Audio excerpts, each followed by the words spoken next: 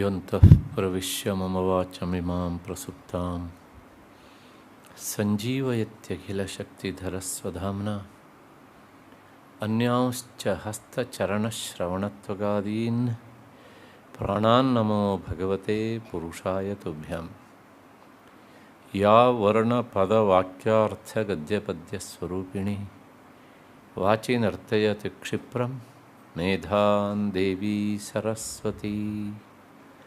ಶ್ರುತಿಸ್ಮೃತಿಪುರಾಣಾನಾಂ ಆಲಯಂ ಕರುಣಾಲಯಂ ನಮಾಮಿ ಭಗವತ್ಪಾದಂ ಶಂಕರಂ ಲೋಕಶಂಕರಂ. ಸಿಂಧೂರಾರುಣವಿಗ್ರಹಾಂ ತ್ರಿನಯನಾಂ ಮಾಣಿಕ್ಯಮೌಲಿಸ್ಫುರತ್ ತಾರಾನಾಯಕಶೇಖರಾಂ ಸ್ಮಿತಮುಖೀಂ ಆಪೀನವಕ್ಷೋರುಹಾಂ ಪಾಣಿಭ್ಯಾಂ ಅಲಿಪೂರ್ಣರತ್ನಚಷಕಂ ರಕ್ತೋತ್ಪಲಂ ಬಿಭ್ರತೀಂ ಸೌಮ್ಯಾಂ ರತ್ನಘಟಸ್ಥರಕ್ತಚರಣಾಂ ಧ್ಯಾಯೇತ್ ಪರಾಮಂಬಿಕಾಂ. ದೃಶಾದ್ರಾಘೀಯಸ್ಯ ದರದಲಿತನೀಲೋತ್ಪಲರುಚ ದವೀಯಾಂಸಂ ದೀನಂ ಸ್ನಪಯ ಕೃಪಯಾ ಮಾಮಪಿ ಶಿವೆ. ಅನೇನಾಯಂ ಧನ್ಯೋ ಭವತಿ ನಚತೆ ಹಾನಿರ್ಯತ ವನೇ ವಾ ಹರ್ಮ್ಯೇ ವಾ ಸಮಕರ ನಿಪಾತೋ ಹಿಮಕರಃ ವನೇ ವಾ ಹರ್ಮ್ಯೇ ವಾ ಸಮಕರ ನಿಪಾತೋ ಹಿಮಕರಃ.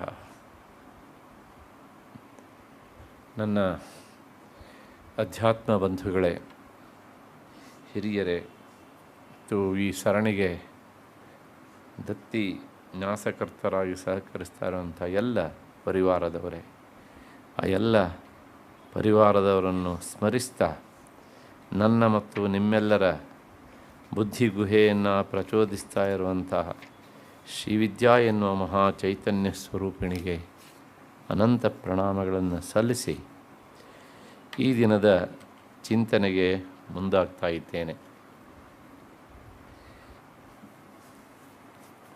ಒಂದು ಮಾತನ್ನು ಹೇಳಬೇಕು.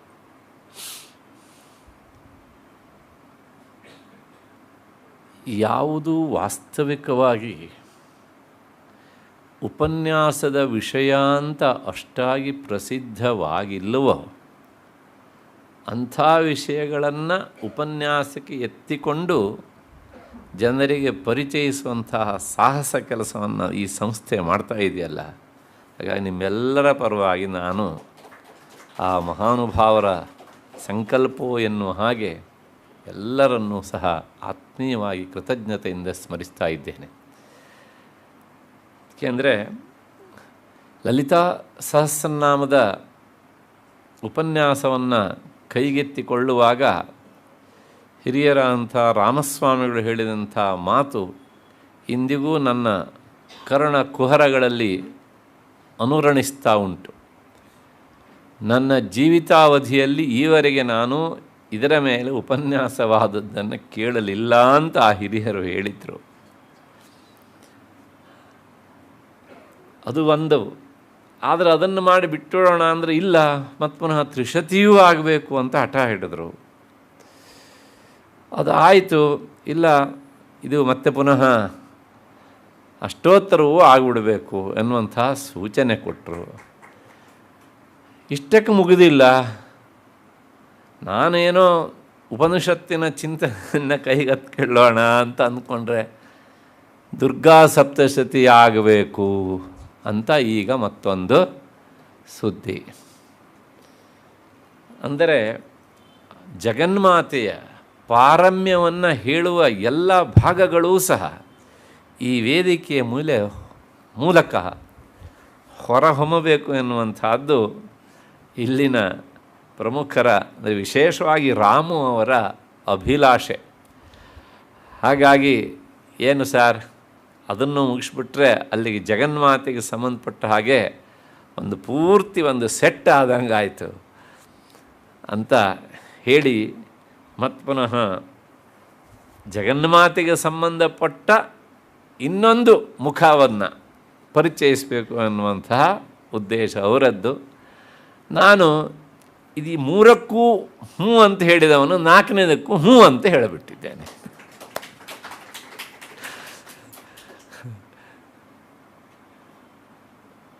ಯಾಕೆ ಅಂದರೆ ಇದು ಅವಳ ಸಂಕಲ್ಪ ಅಂತ ನನ್ನ ತೀರ್ಮಾನ. ಜಗನ್ಮಾತೆ ಪ್ರಾಯಶಃ ಅವಳು ತೀರ್ಮಾನ ಮಾಡಿರಬೇಕು, ಈ ವ್ಯಾಜದಿಂದ ಹೋಬಳಿ ಗಣೇಶ ಭಟ್ಟ ಓದಿ ಅವನ ಬುದ್ಧಿ ಶುದ್ಧವಾಗಲಿ, ನನ್ನ ವಿಷಯವನ್ನು ಹೇಳಿ ಅವನ ನಾಲಿಗೆ ಶುದ್ಧವಾಗಲಿ ಅಂತ ಅವಳು ಭಾವಿಸಿರಬೇಕು. ಹಾಗಾಗಿ ಅವರಿಗೆ ಆ ಪ್ರಚೋದನೆ ಆಗಿರಬೇಕು. ಅದಕ್ಕೆ ನಾನು ಸಮ್ಮತಿಸಿದ್ದೇನೆ. ಏನಿದ್ರೂ ಸಹ ಜಗನ್ಮಾತೆಯ ಪರಿಚಯವನ್ನು ಮಾಡಿಸುವಂತಹ ಇನ್ನೊಂದು ಚಿಕ್ಕದಾದಂತಹ ಭಾಗ ಅಷ್ಟೋತ್ತರ ಶತನಾಮ. ವಾಸ್ತವಿಕವಾಗಿ ಇಲ್ಲಿ ಹೊಸದಾಗಿ ಹೇಳುವಂಥ ವಿಷಯ ಏನೂ ಇಲ್ಲ ಒಂದು ದೃಷ್ಟಿಯಲ್ಲಿ ನೋಡಿದರೆ. ಆದರೆ ಕೆಲವು ವಿಷಯ ಉಂಟು. ಏನು ಅಂದರೆ, ಈ ಲಲಿತಾ ಮಹಾತ್ರಿಪುರ ಸುಂದರಿಯ ಅಷ್ಟೋತ್ತರ ಶತನಾಮವೂ ಕೂಡ ಅತ್ಯಂತ ಪ್ರಭಾವಶಾಲಿಯಾದದ್ದು. ಯಾರಿಗೆ ಸಹಸ್ರನಾಮವನ್ನು ಮಾಡುವಷ್ಟು ಪುರುಷೊತ್ತಿಲ್ವೋ, ಅಂದರೆ ದಿನದಲ್ಲಿ ಕೊನೆಯ ಪಕ್ಷ 20 ನಿಮಿಷಗಳನ್ನಾದರೂ ಜಗನ್ಮಾತೆಗೆ ಕೊಡಲಿಕ್ಕೆ ಆಗೋದಿಲ್ವೋ, ಅಥವಾ ತ್ರಿಶತಿಯನ್ನಾದರೂ ಮಾಡಲಿಕ್ಕೆ ಆಗೋದಿಲ್ವೋ, ಒಂದು 15 ನಿಮಿಷ 12 ನಿಮಿಷ ಅಂತ ಇಟ್ಕೊಳ್ಳಿ, ಅಷ್ಟು ಸಮಯವನ್ನು ನಾನು ಅವಳಿಗಾಗಿ ಕೊಡಲಾರೆ ಅಂತಿದ್ರೆ ಒಂದು 6-7 ನಿಮಿಷವನ್ನೂ ಕೊಡಲಾರೆಯ ನೀನು? ಆ 6-7 ನಿಮಿಷವನ್ನು ಅವಳಿಗೆ ಕೊಡೋದಕ್ಕೋಸ್ಕರ ಈ ಅಷ್ಟೋತ್ತರ ಶತನಾಮವನ್ನಾದರೂ ಆಯ್ದುಕೊಂಡು ಅದರ ಪಾರಾಯಣವನ್ನು ಮಾಡು, ಅರ್ಥ ತಿಳಿದು ಅಂತ. ಅಷ್ಟು ಹಿನ್ನೆಲೆಯಲ್ಲಿ ಇಂಥ ಅಷ್ಟೋತ್ತರ ಶತನಾಮಗಳಲ್ಲಿ ವಿಶೇಷವಾಗಿ ಜಗನ್ಮಾತೆಗೆ ಲಲಿತಾ ಮಹಾತ್ರಿಪುರಿಗೆ ಸಂಬಂಧಪಟ್ಟ ಹಾಗೆ 2 ತರಹದ ಅಷ್ಟೋತ್ತರ ಶತನಾಮಗಳಿವೆ. ಒಂದು ಶತನಾಮ ಪ್ರಾರಂಭ ಆಗುವುದು ಭೂರೂಪ ಸಕಲಾಧಾರ ಅಂತ ಅದರ ಮೊದಲ ನಾಮ ಪ್ರಾರಂಭವಾಗುತ್ತೆ. ಅದು ಸಹ ಸುಂದರವಾದಂಥ ನಾಮಾವಳಿಯೇ. ಆದರೆ ನಾನು ಯಾವುದನ್ನು ಆಯ್ಕೆ ಮಾಡಿಕೊಂಡಿದ್ದೇನೋ ಆ ಸಹಸ್ರನಾಮದಲ್ಲಿರುವಂತಹ ಛಂದೋ ನಿಯಮ ಅಲ್ಲಿಲ್ಲ. ಛಂದೋ ನಿಯಮ ಅಲ್ಲಿಲ್ಲ ಅಂದರೆ, ಈಗ ನೋಡಿ, ಭೂರೂಪ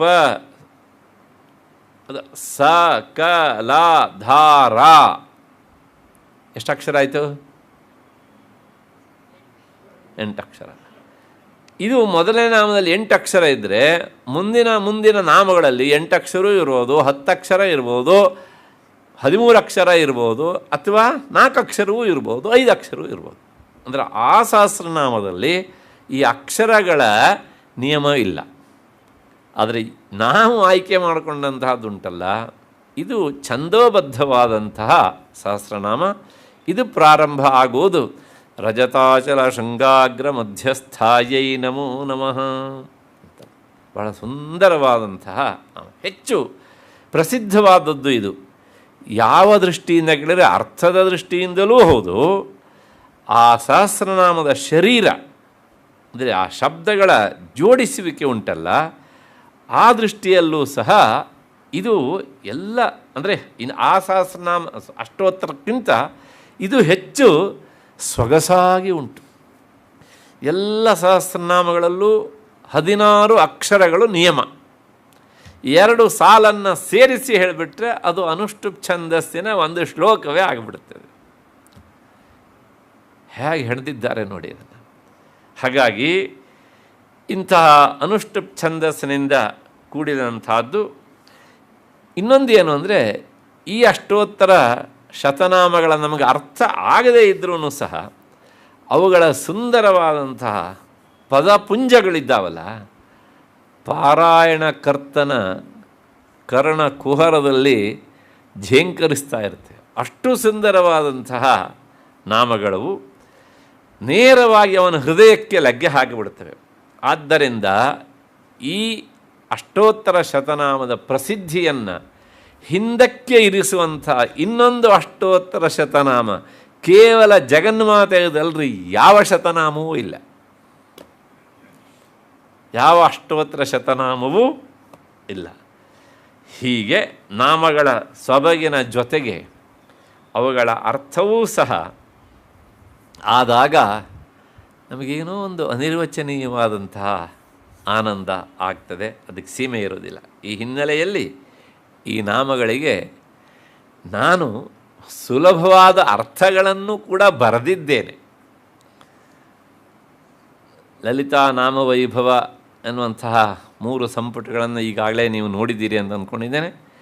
ಆ 3 ಸಂಪುಟಗಳಿಂದ ಮೊದಲು ಒಂದುಂಟು, ತೋರಿಸ್ಬಿಡ್ತೇನೆ ನಿಮಗೆ. ಅದನ್ನು ಯಾರಿಗೆ ಗೊತ್ತಿಲ್ಲೋ ಅವ್ರು ನೋಡ್ಬೋದು, ಅಪೇಕ್ಷೆ ಪಟ್ಟವ್ರು ಅಲ್ಲಿ ತಗೊಳ್ಬೋದು. ಇದು ವಿಶೇಷವಾಗಿ ಪಾರಾಯಣ ಕೃತಿ. ಇದು ಪಾರಾಯಣಕ್ಕಾಗಿಯೇ ಮೀಸಲಾಗಿರುವಂತಹ ಒಂದು ಭಾಗ. ಇದರೊಳಗೆ ಅಷ್ಟೋತ್ತರ ಶತನಾಮಗಳಿಗೆ ನಾನು ಅರ್ಥವನ್ನು ಬರೆದು ಹಾಕಿದ್ದೇನೆ. ಯಾಕೆಂದರೆ ನನ್ನ ವಿದ್ಯಾರ್ಥಿ ದೆಸೆಯಿಂದಲೂ ನಾನು ಇಟ್ಕೊಂಡಂಥದ್ದು ಇದಾಗಿತ್ತು. ಆಗಲಿಂದ ಕಾಡ್ತಿತ್ತು, ಯಾವ ಪುಣ್ಯಾತ್ಮ ಇದನ್ನು ಹೆಣದನೋ, ಅದು ಏನು ಸೊಗಸು ಆ ನಾಮಗಳ ಛಂದಸ್ಸು. ಅರೆ ಲಲಿತಾ ಸಹಸ್ರನಾಮ ಛಂದೋಬದ್ಧವಾಗಿಲ್ಲ, ನಾಮಗಳಲ್ಲಿ ನಾನು ಹೇಳ್ತಾ ಇರೋದು. ತ್ರಿಶತಿಯು ಛಂದೋಬದ್ಧವಾಗಿಲ್ಲ, ಸ್ತೋತ್ರ ಛಂದೋಬದ್ಧವಾಗಿ ಉಂಟು. ಆದರೆ ಇಲ್ಲಿ ನಾಮಗಳೇ ಛಂದೋಬದ್ಧವಾಗಿವೆ. ಅದರ ಜೊತೆಗೆ ನಮ್ಮ ಗುರುಗಳು ಒಂದು ಸಲ ಇದಕ್ಕೆ ಸಂಬಂಧಪಟ್ಟ ಹಾಗೆ ಒಂದು ಮಾತನ್ನು ಹೇಳಿದರು. ಈ ಅಷ್ಟೋತ್ತರ ಶತನಾಮವನ್ನು ಹಗುರವಾಗಿ ತೆಗೆದುಕೊಳ್ಬೇಡಿ.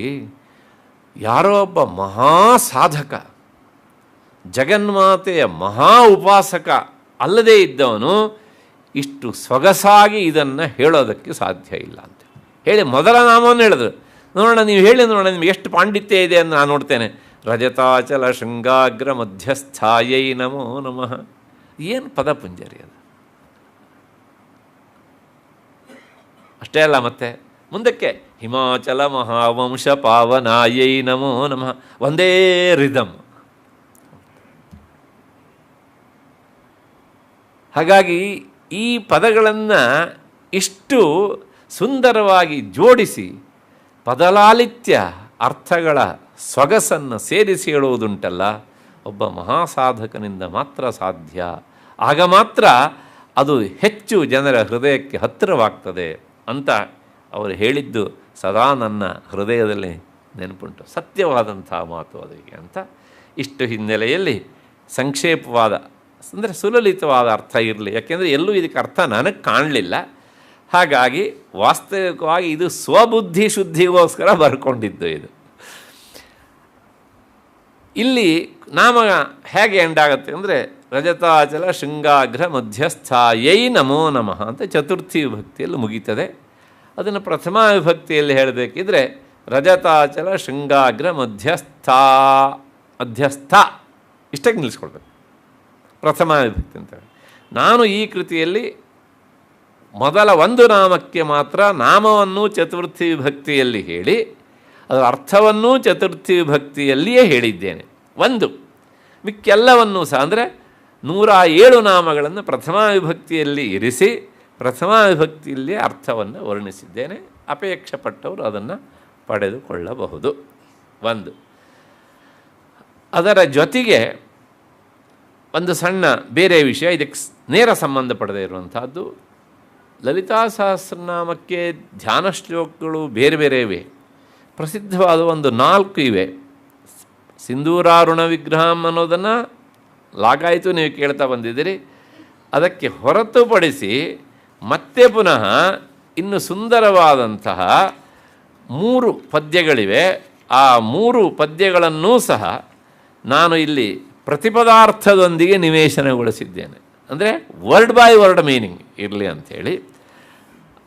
ಮತ್ತು ಸಂಸ್ಕೃತ ವಿದ್ಯಾರ್ಥಿಗಳಾದವರಿಗೆ ಆ ಮೂಲ ಶ್ಲೋಕದಲ್ಲಿರುವಂಥ ಸಮಸ್ತ ಪದಗಳ ಅರ್ಥ ಆಗಲಿ ಅನ್ನೋ ದೃಷ್ಟಿಯಿಂದ ಅವುಗಳ ವಿಗ್ರಹವಾಕ್ಯ ಸಮಾಸವನ್ನು ಸಹ ಮಾಡಿ ತೋರಿಸಿ ಕೊಟ್ಟಿದ್ದೇನೆ ಹೇಗೆ ಅಂತ.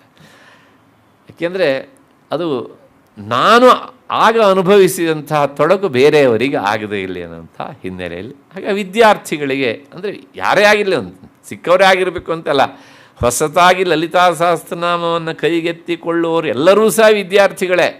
ಅವರೆಲ್ಲರಿಗೂ ಸಹ ಇದರ ಅರ್ಥ ಏನಪ್ಪ ಅಂತ ಸಂಶಯ ಬಂದರೆ ಒಂದು ಮಾಹಿತಿ ಸಿಗಬೇಕು. ಅಲ್ಲ, ಈ ಮೂಲ ಪದ ಹೀಗುಂಟಲ್ಲ, ಹೇಗೆ ಅರ್ಥ ಮಾಡಿದ್ರು ಇದಕ್ಕೆ ಅಂತ ಸಂಶಯ ಬಂದರೆ ಅರ್ಥಂ ಬುದ್ಧ್ವಾ ಸಮಾಸ ರಚನಾ, ಅದಕ್ಕೋಸ್ಕರ ಆ ವಿಗ್ರಹ ವಾಕ್ಯಗಳನ್ನು ವಿವರಿಸಿ ಅದನ್ನು ಸಹ ತೋರಿಸಿದ್ದೇನೆ. ಅದು ಹೆಚ್ಚು ಸಂಸ್ಕೃತ ಆಸಕ್ತರಾದವರಿಗೆ ಅದು ಸಹಾಯ ಮಾಡುತ್ತೆ. ಒಟ್ಟಾರೆ ಒಂದು ಗ್ರಂಥವನ್ನು ಕೊಡುವಾಗ ಅದನ್ನು ಎಲ್ಲ ಆಯಾಮಗಳಲ್ಲಿ ನಿಂತು ಕೊಡಬೇಕು ಅನ್ನುವಂಥ ಹಿನ್ನೆಲೆಯಲ್ಲಿ ಹಾಗೆ ಅವುಗಳನ್ನು ಇಲ್ಲಿ ನಿವೇಶನಗೊಳಿಸಿದ್ದೇನೆ. ಇಷ್ಟು ಹಿನ್ನೆಲೆಯಲ್ಲಿ ಈಗ ನಾವು ನೋಡಬೇಕಾದದ್ದು ನಾಮಗಳ ವಿವರಣೆ. ನಾನು ಮೊದಲೇ ಹೇಳಿದ್ದೇನೆ, ಈ ನಾಮಗಳ ಅರ್ಥ ಬಹ್ವರ್ಥಗಳನ್ನು ನಾನು ಈಗಾಗಲೇ ಹೇಳಿದ್ದೇನೆ ಬಹಳಷ್ಟು ಕಡೆಗಳಲ್ಲಿ ಅಂತ. ಆದರೂ ಸಹ ನೀವು ಎಷ್ಟು ಸಲ ಹೇಳಿದರೂ ಸಹ ಮತ್ತು ಬೇರೆ ಬೇರೆ ಒಂದಿಷ್ಟು ಹೊಸ ಹೊಸ ವಿಷಯಗಳು ಹೊಡಿತೇವೆ. ಯಾಕೆ ಅಂತಂದರೆ ಶಬ್ದಗಳಿಗೆ ಒಡತೆ ಅವಳೇ ಅಲ್ವ, ಅವಳೇ ಶಬ್ದಗಳಿಗೆ ಒಡತೆ ಅಂತ ಆದಮೇಲೆ ಆ ಶಬ್ದದ ಒಳಗೆ ಅರ್ಥರೂಪದಲ್ಲಿ ತನ್ನ ಪತಿಯನ್ನು ಇರಿಸ್ಕೊಂಡಿದ್ದಾಳೆ ಅನ್ನೋದು ಅಷ್ಟೇ ಸತ್ಯ ತಾನೆ. ಹಾಗಾಗಿ ತನ್ನ ಪತಿಯನ್ನು ಒಂದೊಂದು ಸಲ ಒಂದೊಂದು ರೂಪದಲ್ಲಿ ಅವಳು ಪ್ರಕಟಪಡಿಸ್ತಾ ಇರ್ತಾಳೆ. ಹಾಗಾಗಿ ನೀವು 2 ಸಲ ಓದಿದ್ರೆ ಒಂದು ಅರ್ಥ ಹೊಳೆದ್ರೆ ಇನ್ನೊಂದು 4 ಸಲ ಓದಿದ್ರೆ ಬೇರೆ ಅರ್ಥನೇ ಹೊಳೆಯುತ್ತೆ. That is the speciality of the ಈ ಗ್ರಂಥ. ಅಂದರೆ ಈ ಗ್ರಂಥನ ಪೂರ್ತಿ ನಾನು ಹೇಳ್ತಾ ಇರೋದು ಲಲಿತಾ ಸಹಸ್ರನಾಮ, ತ್ರಿಶತಿ ಮತ್ತು ಅಷ್ಟೋತ್ತರ ಎಲ್ಲವುಗಳ ಸ್ವಭಾವವು ಹೀಗೇನೆ. ಅದರೊಳಗೆ ಮೊದಲನೆಯ ನಾಮ ಪ್ರಾರಂಭ ಆಗುತ್ತೆ, ರಜತಾಚಲ ಶೃಂಗಾಗ್ರ ಮಧ್ಯಸ್ಥಾಯೈ ನಮೋ ನಮಃ. ಕೇಳೋದಕ್ಕೆ ಏನು ಸುಂದರವಾಗಿದೆ, ಅರ್ಥ ಹೇಳಪ್ಪ ತಕ್ಷಣ ಅಂದರೆ ಮೇಲೆ ಕೆಳಗೆ ನೋಡಬೇಕಾಗಿ ಅಂತ ಅಲ್ವಾ. ಅಚಲ ಅಂದರೆ ಪರ್ವತ, ರಜತಾಚಲ. ಅಚಲ ಅಂದರೆ ಪರ್ವತ, ರಜತಾಚಲ ಬೆಳ್ಳಿ ಬೆಟ್ಟ. ಯಾವುದಪ್ಪ ಬೆಳ್ಳಿ ಬೆಟ್ಟ? ಹಿಮಾಲಯ, ಹೌದು ತಾನೇ. ಅದರ ಶೃಂಗ ಅಂದರೆ ಕೋಡು, ಅಗ್ರ ಅಂದರೆ ತುದಿ. ಅಂದರೆ ಹಿಮಾಲಯದ ಶೃಂಗದ ತುತ್ತ ತುದಿಯಲ್ಲಿ ವಾಸ ಮಾಡಿದವಳು. ಏನು ಹೇಳ್ತು ಇದು? ಜಗನ್ಮಾತೆ ಹಿಮಾಲಯದ ತುತ್ತ ತುದಿಯಲ್ಲಿ ವಾಸ ಮಾಡಿದವಳು. ಇದು ಶಬ್ದಶಃ ಅರ್ಥ. ಅದು ಇದರೊಳಗೆ ಒಂದು ಧ್ವನಿ ಉಂಟು. ಏನು? ಜಗನ್ಮಾತೆ ಇರುವಂತಹ ಆ ಎತ್ತರಕ್ಕೆ ನೀನು ಸುಲಭವಾಗಿ ಹೋಗಲಾರೆ. ಎಷ್ಟೋ ಜನ ಸಾಹಸ ಮಾಡಿದರೂ ವಾಪಸ್ ಬಂದಿಲ್ಲ, ಗೊತ್ತಿರಬೇಕು ನಿಮಗೆ, ಹೌದು ತಾನೇ. ಕೈಲಾಸ ಇಲ್ಲ, ಮೇಲೆ ಹೋಗ್ಬಿಡ್ತೇನೆ, ಹತ್ತೇ ಬಿಡ್ತೇನೆ ಅಂತ ಸಾಹಸ ಮಾಡಿ ಹೋದವರು they have not come back. ಸೂಕ್ಷ್ಮವಾಗಿ ಈ ವಿಷಯವನ್ನು ಹೇಳುತ್ತೆ. ಆ ಎತ್ತರಕ್ಕೆ ಏರಲಾರೆ, ನೀನು ಏರಲಾರದಷ್ಟು ಎತ್ತರದಲ್ಲಿ ಅವಳಿದ್ದಾಳೆ. ಆದ್ದರಿಂದ ಅಲ್ಲಿ ಹೋಗುವುದು ಅಷ್ಟು ಸುಲಭವಲ್ಲ. ಇದೆಲ್ಲ ಭೌತಿಕವಾದಂತಹ ಅರ್ಥ. ಆದರೆ ಈ ನಾಮಕ್ಕೆ ಇಷ್ಟೇ ಅರ್ಥ ಅಲ್ಲ. ಯಾಕೆ ಅಂದರೆ ಇಲ್ಲಿ ಏನುಂಟು ನೋಡಿ, ಇದಕ್ಕೆ ಇನ್ನೊಂದು ಅರ್ಥ ಉಂಟು. ರಜತಾಚಲ ಅಂದರೆ ಮೇರು ಪ್ರಸ್ತಾರ ಅಂತ ಅರ್ಥ. ಹಾಗಂದ್ರೆ ಏನು ಅಂದರೆ, ಈ ಜಗನ್ಮಾತೆಯ ವಾಸಸ್ಥಾನವಾದಂಥದ್ದು ಶ್ರೀಚಕ್ರ. ಶ್ರೀಚಕ್ರಂ ಶಿವಯೋ ವಪುಹು ಅಂತ ಹೇಳ್ತಾ ಬಂದಿದ್ದನ್ನು ನೀವು ನೆನಪಿಸ್ಕೊಳ್ತೀರಿ ಅಂತ ಭಾವಿಸ್ತೇನೆ. ಹಾಗಾಗಿ ಇಲ್ಲಿ ಆ ಮೇರು ಪರ್ವತ ಅಂತುಂಟಲ್ಲ, ಅದು ಯಾವುದು ಅಂದರೆ ಅದು ಶ್ರೀಚಕ್ರ. ಯಾವ ಶ್ರೀಚಕ್ರ ಅಂದರೆ ಚಕ್ರರಾಜಸ್ಯ ತ್ರಯ ಪ್ರಸ್ತಾರಾಹ. ಶ್ರೀಚಕ್ರಕ್ಕೆ 3 ತರಹದ ಪ್ರಸ್ತಾರಗಳಿವೆ. ಅಂದರೆ 3 ಪ್ರಸ್ತಾರಗಳುಳ್ಳ ಶ್ರೀಚಕ್ರಗಳಿವೆ. ಪ್ರಸ್ತಾರ ಅಂದರೆ ಏನು ಅಂದರೆ ಮೇಲ್ಮೈ ಅಂತ ಅರ್ಥ. ಒಂದು ಭೂಪ್ರಸ್ತಾರ, ಭೂಮಿ ಹೇಗಿರುತ್ತೆ ಮೇಲ್ಗಡೆ? ಚಪ್ಪಟೆಯಾಗಿರುತ್ತೆ. ಹಾಗೆ ಚತುರಸ್ರ ಆಕಾರದಲ್ಲಿ ಚಪ್ಪಟೆಯಾಗಿರುವುದು ಭೂಪ್ರಸ್ತಾರ. ಇದು ಒಂದು ಅವಳ ಯಂತ್ರ, ಶ್ರೀಯಂತ್ರ. ಅಂದರೆ ಇದು ಅವಳ ರೂಪವೇ. ಇನ್ನೊಂದು ಹೇಗುಂಟಪ್ಪ ಅಂತಂದರೆ ಕೈಲಾಸ ಪ್ರಸ್ತಾರ. ಆ ಹೆಸರೇ ಹೇಳುತ್ತೆ, ಅದು ಎಷ್ಟು ಎತ್ತರವೋ ಆ ಯಂತ್ರವೂ ಸಹ ಅಷ್ಟು ಎತ್ತರವಾಗಿ ಉಂಟು ಅಂತ. ಇದು 2ನೇದು. 3ನೇದು ಮೇರು ಪ್ರಸ್ತಾರ ಅಂತ. ಮೇರು ಪ್ರಸ್ತಾರ ಅಂದರೆ ಅದು ಮೇರು ಪರ್ವತದ ಆಕಾರದಲ್ಲಿ ಉಂಟು. ಇನ್ನು ಇದರೊಳಗೇ ಅರ್ಧ ಮೇರು ಅಂತಲೂ ಸಹ ಹೇಳುವಂಥ ಒಂದು ಕ್ರಮ ಉಂಟು. ಹೀಗೆ ಯಾಕೆ ಜಗನ್ಮಾತೆಯ ವಾಸಸ್ಥಾನವಾದಂಥ ಈ ಚಕ್ರಗಳಲ್ಲಿ ಭೇದ ಅಂದರೆ, ನಾನು ಇದಕ್ಕೆ ಉತ್ತರ ಹೇಳೋದಿಲ್ಲ, ನಿಮಗೆ ಒಂದು ಪ್ರಶ್ನೆ ಕೇಳಿಬಿಡ್ತೇನೆ. ನಿಮ್ಮದೇ 3 ಮನೆ ಇದೆಯಪ್ಪ ಅಂತ ಅಂದ್ಕೊಳ್ಳಿ. ನೀವು 3 ಮನೆಯನ್ನು ಒಂದೇ ಆಕಾರದಲ್ಲಿ ಕಟ್ತೀರೋ, ಇಲ್ಲ ಆ ಮನೆ ಇದ್ದಾಗ ಈ ಮನೆ ಇರಬಾರ್ದು, ಈ ಮನೆ ಇದ್ದಾಗೆ ಇನ್ನೊಂದು ಮನೆ ಇರಬಾರ್ದು ಅಂತ ನಿಮ್ಮ ಆರ್ಕಿಟೆಕ್ಟ್ಗೆ ಹೇಳಿ ಹಾಗೆ ಕಟ್ಟಿಸ್ತೀರಿ ತಾನೆ. ಬದಲಾವಣೆ ನಾವು ಇಷ್ಟಪಡ್ತೇವೆ, ನಮ್ಮ ಆರಾಧ್ಯ ದೈವ ಅಂತ ಅವಳು ಇಷ್ಟಪಟ್ಟರು ತಪ್ಪ. ಹಾಗಾಗಿ ಅವಳು ಆ ಮೇರು ಪ್ರಸ್ತಾರ ಅದು ಅವಳ ವಿಶೇಷವಾದಂಥ ವಾಸಸ್ಥಾನ. ಎರಡೂ ಹೌದು, ಮೆಕ್ಕ ಸಂಶಯ ಇಲ್ಲ ಅದರ ಬಗ್ಗೆ. ಆದರೆ ಇಲ್ಲಿ ರಜತಾಚಲ ಶೃಂಗಾಗ್ರ ಮಧ್ಯಸ್ಥಾಯಿ ಅನ್ನೋದಕ್ಕೆ ಮೇರು ಪ್ರಸ್ತಾರದ ಶ್ರೀಚಕ್ರ ಅಂತ ಅರ್ಥ ಅಲ್ಲಿರುವವಳು.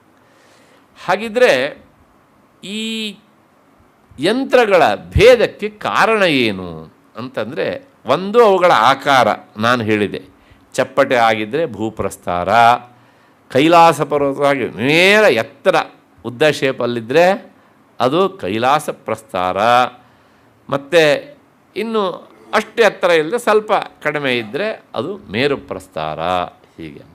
ಇದಕ್ಕೆ ಕಾರಣ ಏನು ಅಂದರೆ, ಆಕಾರ ಒಂದು ಅಂತ ಹೇಳಿದ್ದೇನೆ ಈಗಾಗಲೇ. ಅವುಗಳಲ್ಲಿರುವಂತಹ ದೇವತೆಗಳ ವಿನ್ಯಾಸ ಕ್ರಮದಿಂದಾಗಿ ಶೇಪು ಬದಲಾವಣೆ ಆಗ್ತದೆ, ಆಕಾರ ಬದಲಾವಣೆ ಆಗ್ತದೆ. ಅಂದರೆ ಈ ವಶಿನ್ಯಾದಿ ಅಷ್ಟದೇವತೆಗಳು, ವಶಿನ್ಯಾದಿ ವಾಗ್ದೇವತೆಯರು, ನಿನ್ನೆ ಹೇಳಿದ್ನಲ್ಲ ಲಲಿತಾ ಸಹಸ್ರನಾಮವನ್ನು ಹೇಳಿದವರು ಅವರೇನೆ ಅಂತ. ವಿಶೇಷವಾಗಿ ಈ ವಶಿನ್ಯಾದಿ ವಾಗ್ದೇವತೆಯರ ಇಂದ ಕೂಡಿದಂಥದ್ದು ಅದು ಭೂಪ್ರಸ್ತಾರ. ಅದಾದ ಮೇಲೆ ಮತ್ತೆ ಮಾತೃಕಾಕ್ಷರೈ 50 ಮಾತೃಕಾ ಅಕ್ಷರಗಳಿವೆ, ವರ್ಣಗಳಿವೆ. ಆ 50 ಮಾತೃಕಾ ವರ್ಣಗಳಿಂದ ಕೂಡಿದ್ದು ಅದು ಕೈಲಾಸ ಪ್ರಸ್ತಾರ. ಒಟ್ಟು ನಮ್ಮ ಭಾಷೆಯಲ್ಲಿ, ಸಂಸ್ಕೃತದಲ್ಲಿ ಅಲ್ಲ, ಸಂಸ್ಕೃತದಲ್ಲಿ ಹೌದು, ಅದು ತಂತ್ರಶಾಸ್ತ್ರದ ಹಿನ್ನೆಲೆಯಲ್ಲಿ ಒಟ್ಟು ಎಷ್ಟು ಅಕ್ಷರಗಳಾಗ್ತವೆ ಕೇಳಿದರೆ 50 ವರ್ಣಗಳಾಗ್ತವೆ. ಬೇರೆ ಯಾವ ಭಾಷೆಯಲ್ಲೂ ಸಹ ಇಷ್ಟೊಂದು ವರ್ಣಗಳು ಇಲ್ಲ. ಅವು ಯಾವ್ಯಾವಪ್ಪ ಅಂತ ಕೇಳಿದರೆ ಹೇಳಿಬಿಡ್ತೇನೆ, ಲೆಕ್ಕ ಹಾಕೊಳ್ಳೋದು ನಿಮ್ಮ ಕೆಲಸ. ಸ್ವರಗಳು 16. ಹಿಂಗಂದ ತಕ್ಷಣ ನೀವು ಎಣಿಸ್ತೀರಿ, ಗೊತ್ತು ನನಗೆ. ಸಾರ್ ಅಷ್ಟು ಬಂದಿಲ್ಲ ಸಾರ್, ಆ ಈ ಅಂತ ಲೆಕ್ಕ ಹಾಕ್ಕೊಂಡು ಹೋಗಿ ಆಮೇಲೆ ಯಾವುದೋ ಒಂದು ಸಂಖ್ಯೆ ಹೇಳ್ತೀರಿ. ಒಟ್ಟಾರೆ ಅದು ಎಷ್ಟಾರು ಬರಲಿ, 16 ಅಂತೂ ಬರೋಲ್ಲ ಸರ್ ಮತ್ತು ನಿಮ್ಮ ಬಾಯಿಂದ ಉತ್ತರ ಬರುತ್ತೆ, ಗೊತ್ತು ನನಗೆ. ಆದರೆ ಲೆಕ್ಕ ಹಾಕ್ಲಿಕ್ಕೆ ಒಂದು ಕ್ರಮ ಉಂಟು ತಂತ್ರಶಾಸ್ತ್ರದಲ್ಲಿ, ಹೇಳ್ತೇನೆ ನೋಡಿ. ಇವಾಗ ಎಷ್ಟು ಸ್ವರಗಳು, ಭಾಳ ಹಿಂದೆ ಹೇಳಿದ್ದೇನೆ ಇದನ್ನು ಒಂದು ಸಲ ನಾನು. ಅ ಆ ಈ ಉ ಉ ಋ ಋ ಎಷ್ಟಾಯಿತು ಇಲ್ಲಿಗೆ? ಎಷ್ಟಾಯಿತು? ಆಯಿತು. ಆಮೇಲೆ ಋ ಋ ನಿಮಗೆ ಮೋಸ ಮಾಡೋದು ಇದೇನೆ. ಋ ಮತ್ತು ಋ ಸ್ವರಗಳು. ಅದಾದಮೇಲೆ ಎ ಐ ಓ ಔ ಅಮ್ ಅಹ. ಇವಾಗ 16 ಆಯಿತು ನೋಡಿ. ಆ ಋ ಅನ್ನೋದು ಮತ್ತು ಋ ಅನ್ನೋದು ಇದೆ ಅಂತ ನಮಗೆ ಗೊತ್ತಾಗೋದಿಲ್ಲ. ಅದು ತಂತ್ರಶಾಸ್ತ್ರದಲ್ಲಿ ಪ್ರಸಿದ್ಧವಾದದ್ದು. ಆಯಿತು, ಇಲ್ಲಿ 16 ಅಕ್ಷರ ಆಯಿತು. ಹಾಗೆ ಒಂದು ಕಡೆ ಇಟ್ಕೊಳ್ಳಿ, ಯಾಕೆ ನಾನು 50 ಹೇಳಬೇಕಲ್ಲ ನಿಮಗೆ. ಮತ್ತು ಕಾದಿ ಪಂಚ, ಕ ಕ ಗ ಗ ಂಗ ಇವೆಲ್ಲ ವರ್ಗೀಯ ವ್ಯಂಜನಗಳು, ಸುಲಭವಾಗಿ ಅರ್ಥ ಆಗ್ತವೆ. ಕ ವರ್ಗದಲ್ಲಿ 5, ಅದಾದಮೇಲೆ ನೆಕ್ಸ್ಟು ಚ ವರ್ಗದಲ್ಲಿ 5, ಟ ವರ್ಗದಲ್ಲಿ 5, ತ ವರ್ಗದಲ್ಲಿ 5, ಪ ವರ್ಗದಲ್ಲಿ 5, 5 5 25 ಆಗೋಯ್ತು. ಒಂದು ಕಡೆ ಹಾಗೆ ಇಟ್ಕೊಂಡಿರಿ. ಅದಾದಮೇಲೆ ಯಾದ್ಯಷ್ಟ ಯ ರ ಲ ವ ಎಷ್ಟಾಯ್ತು? 4 ಆಯಿತು ಇಲ್ಲಿಗೆ. ಶ ಶ ಸ ಹ ಎಷ್ಟಾಯಿತು? 8 ಆಯಿತು. ಕೂಡಿ ಇವಾಗ ಎಲ್ಲ ಸೇರಿ ಕರೆಕ್ಟ್ ಲೆಕ್ಕ. ಅದಕ್ಕೊಂದು ಳಕಾರ ಸೇರಿಸ್ಕೊಂಡು ಬಿಟ್ರೆ ಸರಿಯಾ? ಈ 50 ಅಕ್ಷರಗಳು ನಿವೇಶಿತಗೊಂಡಂತಹ ಶ್ರೀಚಕ್ರಕ್ಕೆ ಹೆಸರು ಏನು? ವಿಷಯ ಮರ್ತೋಗ್ಬಿಡುತ್ತೆ ನಮಗೆ. ಕೈಲಾಸ ಪ್ರಸ್ತಾರ. ಏನು ಹೇಳ್ದಂಗಾಯ್ತು ತಾತ್ಪರ್ಯ? ಈ ವರ್ಣಗಳು ಬಂದದ್ದು ಎಲ್ಲಿಂದ ರೀ? ಅಲ್ಲಿಂದ. ವ್ಯಾಕರಣ ಶಾಸ್ತ್ರ ಹುಟ್ಟಿದ್ದೇ ಈ ವರ್ಣಗಳಿಂದಲ್ವಾ? ಕೈಲಾಸ ಪ್ರಸ್ತಾರ. ಆಯಿತು. ಇವುಗಳನ್ನು ಪಂಚಾಶತ್ ಮಾತೃಕೆಗಳು ಅಂತ ಕರೆಯುತ್ತೆ. ಮಾತೃಕೆ ಅಂದರೆ ಮಾತ್ರೆಗಳಲ್ಲ, ಮಾತೃಕೆಗಳು ಅಂದರೆ ವರ್ಣಗಳು ಅಂತ ಅರ್ಥ. ಅದಾದಮೇಲೆ ಮೂರನೇದು ಅದ್ಯಾವುದು? ಇದೇ ನಮ್ಮ ಮೇರು ಪ್ರಸ್ತಾರ. ಈ ಮೇರು ಪ್ರಸ್ತಾರದಲ್ಲಿ 15 ನಿತ್ಯ ಷೋಡಶಿಯರು, 16 ಸೇರಿಸಿ ಒಟ್ಟು ಅವರಿದ್ದಾರೆ. ನಿತ್ಯ ಷೋಡಶಿಯರು ಮತ್ತಾರೂ ಅಲ್ಲ, ಗಾಬರಿ ಆಗಬೇಡಿ. ಒಂದು ಪಕ್ಷಕದಲ್ಲಿ ಎಷ್ಟು ತಿಥಿಗಳು? 15 ತಿಥಿಗಳು.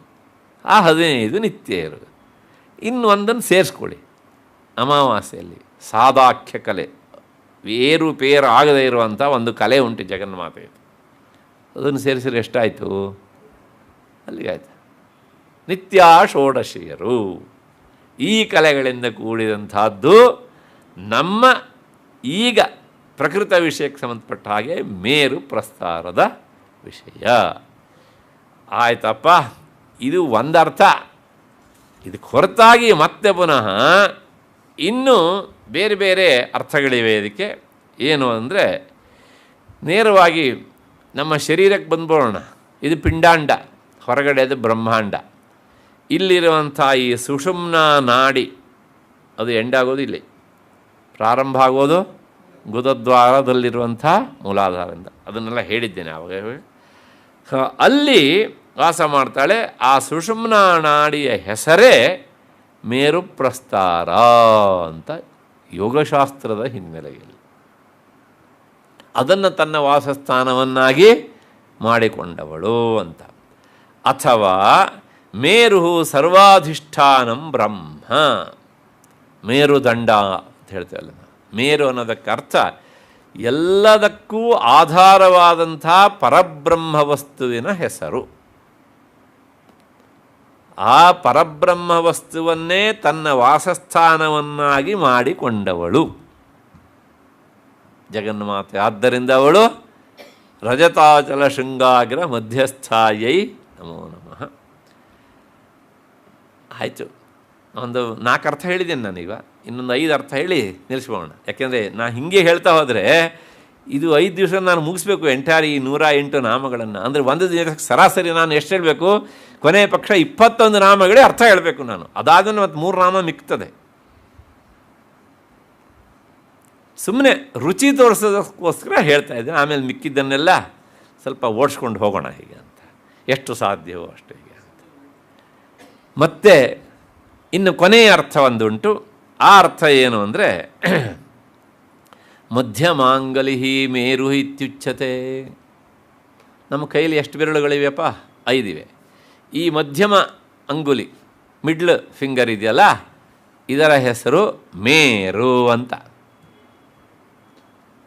ಅದಕ್ಕೆ ಮೇರು ಅಂತ ಹೆಸರು ಬರೋದಕ್ಕೆ ಇಲ್ಲೊಂದು ಗಂಟುಂಟು ನೋಡಿ, 1 2 3 ಮಧ್ಯಮಾಂಗಲಿಯ ಮಧ್ಯಮ ಗಂಟಿಗೆ ವಿಶೇಷವಾಗಿ ಮೇರು ಅಂತ ಹೆಸರು. ಹೌದಾ? ಹಾಗಾಗಿ ಇಲ್ಲಿ ವಿಶೇಷವಾಗಿ ವಾಸ ಮಾಡಿದವಳಾದ್ರಿಂದ ಅವಳು ಮಧ್ಯಸ್ಥಾಯೇ ನಮೋ ನಮಃ.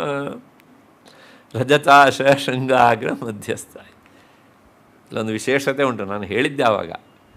ಏನು ಕೇಳಿದರೆ, ಜಪ ಮಾಡುವಾಗ ನಾವು ಈ ಗಂಟನ್ನು ಪ್ರದಕ್ಷಿಣೆ ಮಾಡ್ತೇವೆ.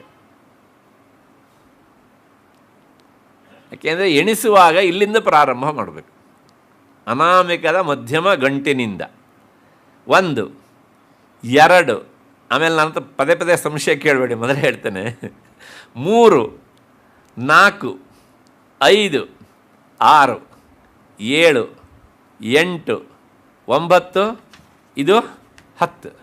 ನೋಡಿ, ಬಿಟ್ಟು ಗಂಟೆ ಯಾವುದಪ್ಪ? ಮಧ್ಯದ. ಹೌದು ತಾನೇ? ಅದು ಮಧ್ಯ ಆಯಿತಾ? ಹೀಗೆ ಬಂದ್ವಲ್ಲ ನಾವು, ಏನಾಯ್ತದು? ಪ್ರದಕ್ಷಿಣೆ ಆಯಿತೋ ಇಲ್ವಾ? ಹೀಗೆ ಎಣಿಸ್ಬೇಕು. ಯಾಕೆ ಅಂದರೆ ಅದು ಜಗನ್ಮಾತೆಯ ವಾಸಸ್ಥಾನವಾದ್ದರಿಂದ ನಮ್ಮ ಜಪ ಅದೇನಾಗಬೇಕು, ಅದು ಪ್ರದಕ್ಷಿಣಾಕಾರವಾಗಿ ಇರಬೇಕು. ಮನಸ್ಸಿಗೆ ಬರ್ತಾ ಇದೆ ಅಂತ ಅಂದ್ಕೊಂಡಿದ್ದೇನೆ. ಅದಕ್ಕೋಸ್ಕರ ಈ ಮಧ್ಯಮ ಅಂಗುಲಿ ಏನುಂಟಲ್ಲ ಅದು ಮೇರುಹು, ಅಲ್ಲಿ ವಿಶೇಷವಾಗಿ ವಾಸ ಮಾಡಿದವಳು. ಆದ್ದರಿಂದ ಅವಳ ಹೆಸರು ರಜತಾಚಲ ಶೃಂಗಾಗ್ರ ಮಧ್ಯಸ್ಥಾಯೈ ನಮೋ ನಮಃ ಅಂತ. ಕೆಲವು ಜನರಿಗೆ ಸಂಶಯ ಬರ್ಬೋದು, ಅಲ್ಲ ಇಲ್ಲಿ ಬಂದ್ವಲ್ಲ ಸರ್, ಮತ್ತು ಪುನಃ ನಾವು ಹಿಂಗೆ ವಾಪಸ್ ಬರೋದಿಲ್ಲ, ಅಪ್ರದಕ್ಷಿಣೆ ಆಗೋದಿಲ್ವ? ಇಲ್ಲಿ ಹಿಂಗೆ ಬರಬೇಕಿದ್ರೆ ಎಣಿಸ್ಕೊಂಡು ಬರೋದಿಲ್ಲ, ಮತ್ತು ಇಲ್ಲಿಂದನೇ ಸ್ಟಾರ್ಟ್. ಯಾಕಂದರೆ ನಾನು ಅಲ್ಲಿ ಇಳಿದು ಹೋಗಬೇಕಿದ್ರೆ ಸಂಶಯ ಬರ್ತದೆ, ಅದು ಬೇಡ ಅಂತ ಈಗಲೇ ಹೇಳ್ಬಿಡ್ತಾ ಇದ್ದೇನೆ. ಅಷ್ಟು ಹಿನ್ನೆಲೆಯಲ್ಲಿ ಈ ನಾಮದ ವಿವರಣೆ ಆಯಿತು ಅಂತ ಅಂದ್ಕೊಳ್ಳೋಣ ಸದ್ಯಕ್ಕೆ. ಹಾಗಾಗಿ ರಜತಾಚಲ ಒಟ್ಟಾರೆ ಎರಡು ಅರ್ಥ ಪ್ರಧಾನವಾಗಿ. ಒಂದು ಭೌತಿಕವಾಗಿ ನಮಗೆ ನಿಮಗೆ ಗೊತ್ತಿದ್ದಂಥ ಹಿಮಾಚಲದ ತುತ್ತ ತುದಿಯಲ್ಲಿ ವಾಸ ಮಾಡಿದವಳು ಅಂತ ಒಂದರ್ಥ. ಇನ್ನೊಂದು ಆ ಮೇರು ಪ್ರಸ್ತಾರದ ಶ್ರೀಚಕ್ರದಲ್ಲಿ ಅವಳು ಸಾನ್ನಿಧ್ಯವನ್ನು ಇರಿಸಿದಳು. ಹಾಗೆ ಹೇಳಿದ ಮಾತ್ರಕ್ಕೆ ಇನ್ನುಳಿದಂಥ ಎರಡು ಥರದ ಆಕಾರದ ಶ್ರೀಚಕ್ರದಲ್ಲಿ ಅವಳು ಸಾನ್ನಿಧ್ಯ ಇಲ್ಲ ಅಂತ ಅಲ್ಲ. ಮೊದಲೇ ಹೇಳಿದ್ದೇನೆ, ಎಷ್ಟು ಮನೆ? ಅವಳು ಇಷ್ಟ ಬಂದ ಮನೆಯಲ್ಲಿ ಇರ್ಬೋದು. ಅಷ್ಟು ಹಿನ್ನೆಲೆಯಲ್ಲಿ ಈ ನಾಮದ ವಿವರಣೆ ಆಯಿತು ಅಂತ. ಎರಡನೇ ನಾಮ ಹಿಮಾಚಲ ಮಹಾವಂಶ ಪಾವನಾಯೈ ನಮೋ ನಮಃ. ಅವಳು ಹಿಮವಂತನ ಮಗಳಾಗಿ ಪ್ರಕಟಳಾದವಳು. ಹಾಗಾಗಿ ಆ ಹಿಮವಂತನ ಮಹಾವಂಶವೇ ಅವಳ ಪ್ರಕಟಣೆಗೆ ಕಾರಣವಾದದ್ದಾದ್ದರಿಂದ ಇವಳ ಪ್ರಕಟಣೆಗೆ ಅದು ಕಾರಣ ಆಯಿತು. ಆದರೆ ತಾನು ಪ್ರಕಟಳಾಗಿ ಆ ವಂಶಕ್ಕೆ ಪವಿತ್ರತೆಯನ್ನು ತಂದು ಕೊಟ್ಟವಳು ಯಾರು? ಜಗನ್ಮಾತೆ. ಯಾವಾಗಲೂ ಅಷ್ಟೇ ರೀ, ದೊಡ್ಡವರ ಮನೆಯಲ್ಲಿ ಹುಟ್ಟುವುದು ಹೆಚ್ಚುಗಾರಿಕೆ ಅಲ್ಲ. ದೊಡ್ಡವರ ಮನೆಯಲ್ಲಿ ಹುಟ್ಟಿದ ಮೇಲೆ ನಾವೇನು ಅದಕ್ಕೆ ದೊಡ್ಡತನವನ್ನು ತಂದು ಕೊಟ್ವಿ ಅನ್ನೋದು ಉಂಟಲ್ಲ, ಅದು ಹೆಚ್ಚುಗಾರಿಕೆ. ಹೌದು ಹೇಳ್ತೀರಾ? ಅಲ್ಲ ಹೇಳ್ತೀರಾ? ನಾವು ಅಲ್ಲಿ ಹುಟ್ಟಿದ್ರಿಂದ ಅದಕ್ಕೆ ದೊಡ್ಡತನವನ್ನು ತಂದು ಕೊಟ್ಟರೆ ಆಗ ನಮ್ಮ ಬದುಕು ಸಾರ್ಥಕ. ಹಿಮಾಚಲ ಹಿಮವಂತ ಪರ್ವತ ದೇವತೆಗಳ ಕ್ರೀಡಾಂಗಣ, ಅದು ಅಷ್ಟು ಪವಿತ್ರವಾದಂಥದ್ದು, ಅದರ ಸಂಶಯನೇ ಇಲ್ಲ. ಆದರೆ ಪಾರ್ವತಿ ಹುಟ್ಟಿ ಅಲ್ಲಿ ಪ್ರಕಟಳಾಗಿ ಮೊದಲೇ ಪವಿತ್ರವಾದಂತಹ ಆ ಹಿಮವಂತನ ವಂಶವನ್ನು ಇನ್ನಷ್ಟು ಪವಿತ್ರಗೊಳಿಸಿದಳಂತೆ. ಯಾವ ವಂಶದಲ್ಲಿ ಆ ವಂಶವನ್ನು ಪವಿತ್ರಗೊಳಿಸುವವನು ಹುಟ್ಟುತ್ತಾನೋ ಆಗ ಆ ವಂಶದ ಬಗ್ಗೆ ಎಲ್ಲರಿಗೂ ವಿಚಾರ ಮಾಡ್ತಾರೆ ಅಲ್ವಾ? ಬೇರೆ ಯಾರೂ ಬೇಡ್ರಿ. ನಮ್ಮ ಪ್ರಧಾನಮಂತ್ರಿ ಗುಜರಾತಿನ ಮುಖ್ಯಮಂತ್ರಿ ಆಗುವವರೆಗೂ ಸಹ ಇಂಥವನೊಬ್ಬ ಇದ್ದ ಅಂತ ಯಾರಿಗಾರು ಗೊತ್ತಿತ್ತನ್ರಿ? ಏನೋ ಕೆಲವು ಜನರಿಗೆ ಮಾತ್ರ ಗೊತ್ತಿತ್ತು. ಆಮೇಲೆ ಎಷ್ಟೋ ಗೊತ್ತಾಯಿತು. ಮುಖ್ಯಮಂತ್ರಿ ಆದಾಗ, ಪ್ರಧಾನಮಂತ್ರಿ ಆದಮೇಲೆ ಗೊತ್ತಾಯಿತು. ಆ ವಂಶಕ್ಕೆ ಪವಿತ್ರತೆಯನ್ನು ತಂದುಕೊಟ್ಟ ಮಹಾನುಭಾವ. ಅಷ್ಟೇ ಹೇಳಿದರೆ ಅಪಮಾನ. ಇಡೀ ಭಾರತ ರಾಷ್ಟ್ರಕ್ಕೆ ಪವಿತ್ರತೆಯನ್ನು ತಂದುಕೊಟ್ಟವನು ಅಂತ ಹೇಳಿದರೆ ಸರಿಯಾದ ಮಾತು. ಹೌದು ಹೇಳ್ತೀರಾ? ಅಲ್ಲ ಹೇಳ್ತೀರಾ? ಅಲ್ವಾ? ಯಾಕೆಂದರೆ ಕಾಲಘಟ್ಟ ಹೇಗುಂಟು ಕೇಳಿದರೆ ಪಾಶ್ಚಾತ್ಯರು ಇಂತಹ ಪ್ರಧಾನಿ ನಮಗೆ ಬೇಕಿತ್ತು ಅಂತ ಹೇಳುವ ಕಾಲ,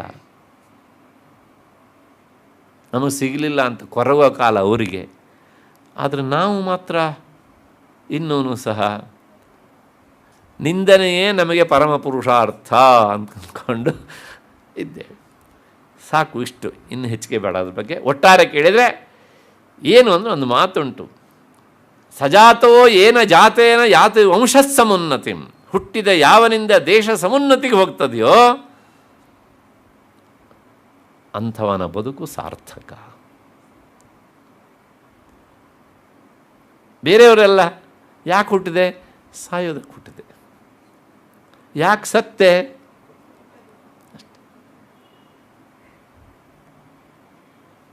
ಅಲ್ವಾ? ಅದಕ್ಕೋಸ್ಕರ ಜಗನ್ಮಾತೆ ಹುಟ್ಟಿ ಏನು ಮಾಡಿದಳು? ಆ ಹಿಮವಂತನ ವಂಶಕ್ಕೆ ಪಾವಿತ್ರತೆಯನ್ನು ರಾಶಿ ರಾಶಿ ಆಯಿತು ಅಂದ್ಕೊಂಡು. ಇವತ್ತು ಹಿಮವಂತ ಯಾರು ಅಂತ ಕೇಳಿದರೆ ಏನು ಹೇಳ್ತಾರೆ? ಜಗನ್ಮಾತೆಗೆ ಜನ್ಮ ಕೊಟ್ಟ ಮಹಾನುಭಾವ ಅಲ್ವಾ? ಮಗಳ ಮೂಲಕ ಅವನನ್ನು ಗುರುತಿಸ್ತಾರೆ. ಅಂತಹ ಸ್ಥಿತಿಯನ್ನು ತಂದುಕೊಟ್ಟವಳು ಯಾರು? ಜಗನ್ಮಾತೆ ಲಲಿತಾ ಮಹಾತ್ರಿಪುರ ಸುಂದರಿಯಾದ್ದರಿಂದ ತಾನು ಹುಟ್ಟಿ ಆ ವಂಶಕ್ಕೆ ಪವಿತ್ರತೆಯನ್ನು ರಾಶಿ ರಾಶಿಯಾಗಿ ತಂದುಕೊಟ್ಟವಳಾದ್ದರಿಂದ ಹಿಮಾಚಲ ಮಹಾವಂಶ ಪಾವನಾಯೈ ನಮೋ ನಮಃ. ಮತ್ತು ಮುಂದಿನದು ಶಂಕರಾರ್ಧಾಂಗ ಸೌಂದರ್ಯ ಶರೀರಾಯೈ ನಮೋ ನಮಃ. ಶಂಕರನ ದೇಹಾರ್ಧದ ಸೌಂದರ್ಯವನ್ನೇ ತನ್ನ ಶರೀರವನ್ನಾಗಿಸಿಕೊಂಡವಳು. ಅಂದರೆ ನಿಮ್ಮ ಪಾಡಿ ನೀವೇನಾದ್ರು ಅಲಂಕಾರ ಮಾಡ್ಕೊಳ್ರಿ, ನನ್ನ ಪಾಡಿ ನನಗೆ ಹೇಗೆ ಬೇಕು ಹಾಗೆ ಅಲಂಕಾರ ಮಾಡ್ಕೊಳ್ತೇನೆ ಎನ್ನುವಂತಹ ಹೆಣ್ಣು ಮಕ್ಕಳ ಜಾಯಮಾನದವಳಲ್ಲ. ಯಾರು? ನಮ್ಮ ಉಪಾಸ್ಯ ದೇವತೆ ಶಂಕರ.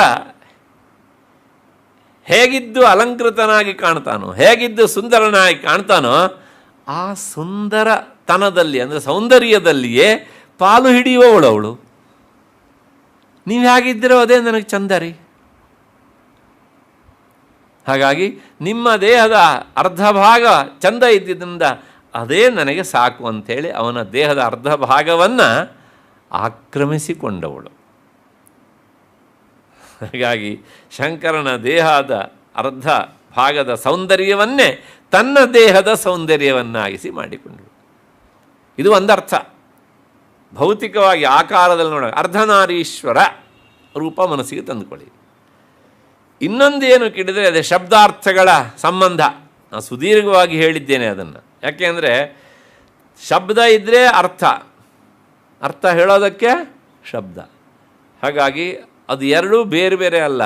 ಎರಡು ಒಂದು ನಾಣ್ಯದ ಎರಡು ಮುಖಗಳು. ಹಾಗಾಗಿ ಶಂಕರನ ಅರ್ಥಸ್ವರೂಪನಾದ ಶಂಕರನ ಹೊರಮುಖವೇ ಜಗನ್ಮಾತೆ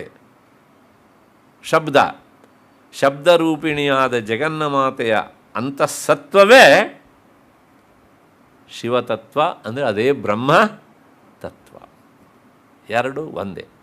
ಒಂದು ಅಂತರಂಗ, ಇನ್ನೊಂದು ಬಹಿರಂಗ.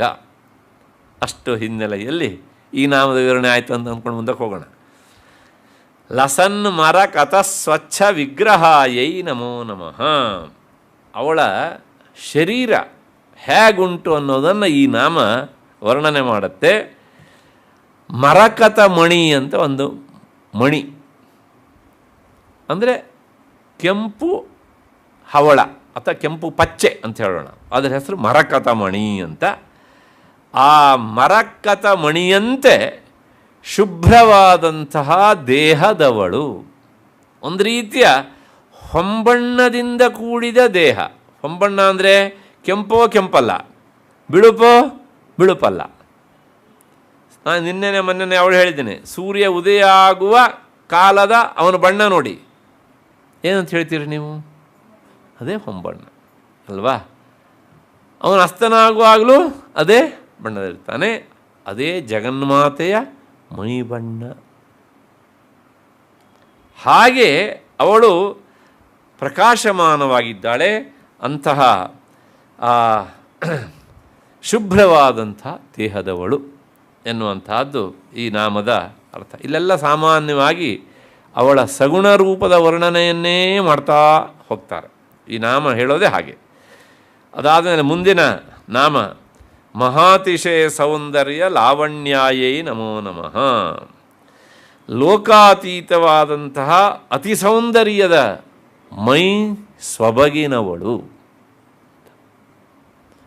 ಜಗನ್ಮಾತೆ ಎಷ್ಟು ಚಂದ ಅಂತ ಕೇಳಿದರೆ ಅಷ್ಟು ಚಂದವಾದವಳು ಇನ್ನೊಬ್ಬಳು ಇಲ್ಲ. ಹಾಗಾಗಿ ಅವಳ ಸೌಂದರ್ಯ ಲೋಕಾತಿಶಯವಾದಂಥ ಸೌಂದರ್ಯ. ಅಷ್ಟು ಸುಂದರವಾಗಿ ಅವಳು ಕಾಣ್ತಾಳೆ. ಇಷ್ಟು ಸುಂದರವಾದಂಥವಳನ್ನೂ ಸಹ ಈ ಶಿವ ಮೊದಲ ಅವಳ ಪ್ರಯತ್ನದಲ್ಲಿ ಒಪ್ಪಿಕೊಳ್ಳಲಿಲ್ಲ. ಕೊನೆಗೆ ಅವಳು ತಪಸ್ಸಿಗೆ ಮೆಚ್ಚಿ ಆತ ಒಪ್ಪಿದ. ಯಾಕೆಂದರೆ ಪಾರ್ವತಿ ಒಂದು ಮಾತನ್ನು ಹೇಳ್ತಾಳೆ, ಮದುವೆ ಆಗುವುದಾದರೆ ಯಾರನ್ನು? ಶಿವನನ್ನು ಅಂತ.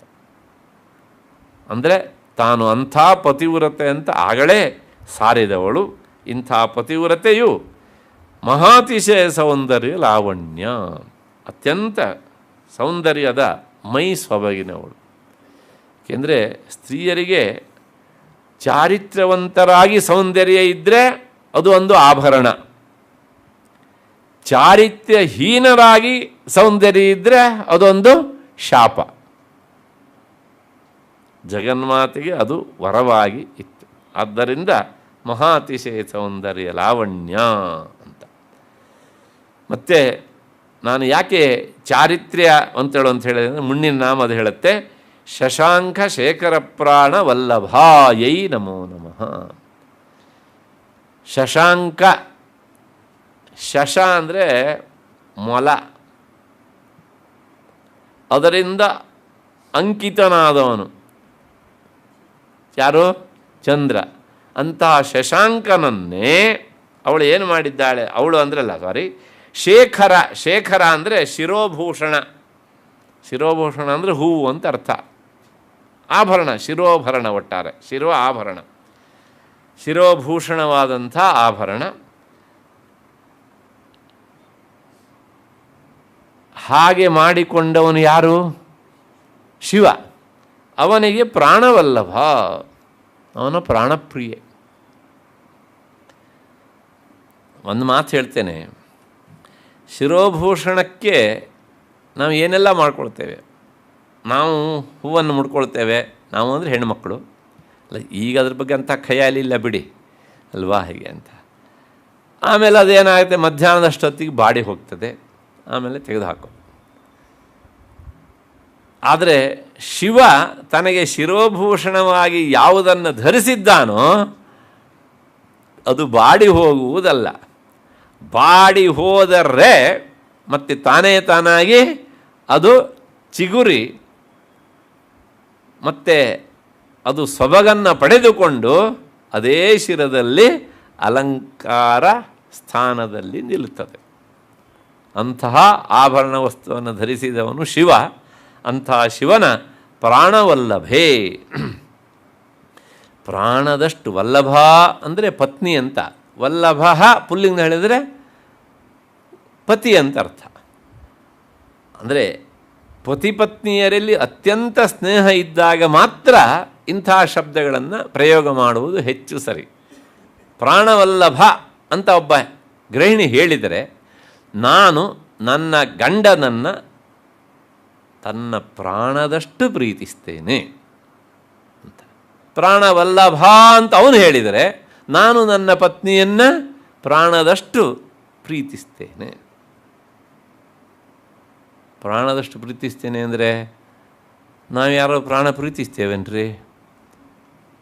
ಇಲ್ಲಪ್ಪ, ಇಲ್ಲ. ನಾವು ಯಾರೂ ಅದನ್ನು ಬಾಯ್ಬಿಟ್ಟು ಹೇಳೋದೇ ಇಲ್ಲ ಅಲ್ವಾ, ಹೇಳ್ತೇವ?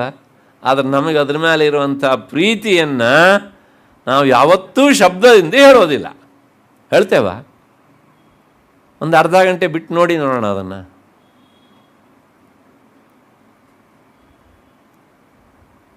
ಡಾಕ್ಟರ್ ಹತ್ರ ಹೋಗಬೇಕು, ಮತ್ತು ಆ ಪ್ರಾಣ ಸಂಚಾರಕ್ಕೆ ಏನೆಲ್ಲ ಸಾಧ್ಯ ಉಂಟು ಅದನ್ನೆಲ್ಲ ಮಾಡಬೇಕು, ಮತ್ತು ನಿರೀಕ್ಷಣೆ ಮಾಡ್ತೇವೋ ಇಲ್ವಾ?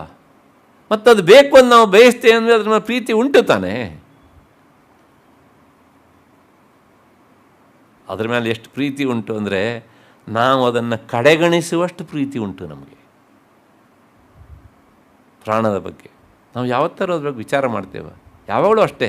ನಮಗೆ ಯಾವುದು ಅತ್ಯಂತ ಅಮೂಲ್ಯವಾದಂಥ ವಸ್ತು ಅಯಾಚಿತವಾಗಿ, ಅಪ್ರಾರ್ಥಿತವಾಗಿ, ಅಪ್ರಯತ್ನವಾಗಿ ಸಿಗ್ತದೆಯೋ ಅದನ್ನು ಅತ್ಯಂತ ಸಸಾರವಾಗಿ ಕಾಣುವುದೇ ನಮ್ಮ ಜಾಯಮಾನ.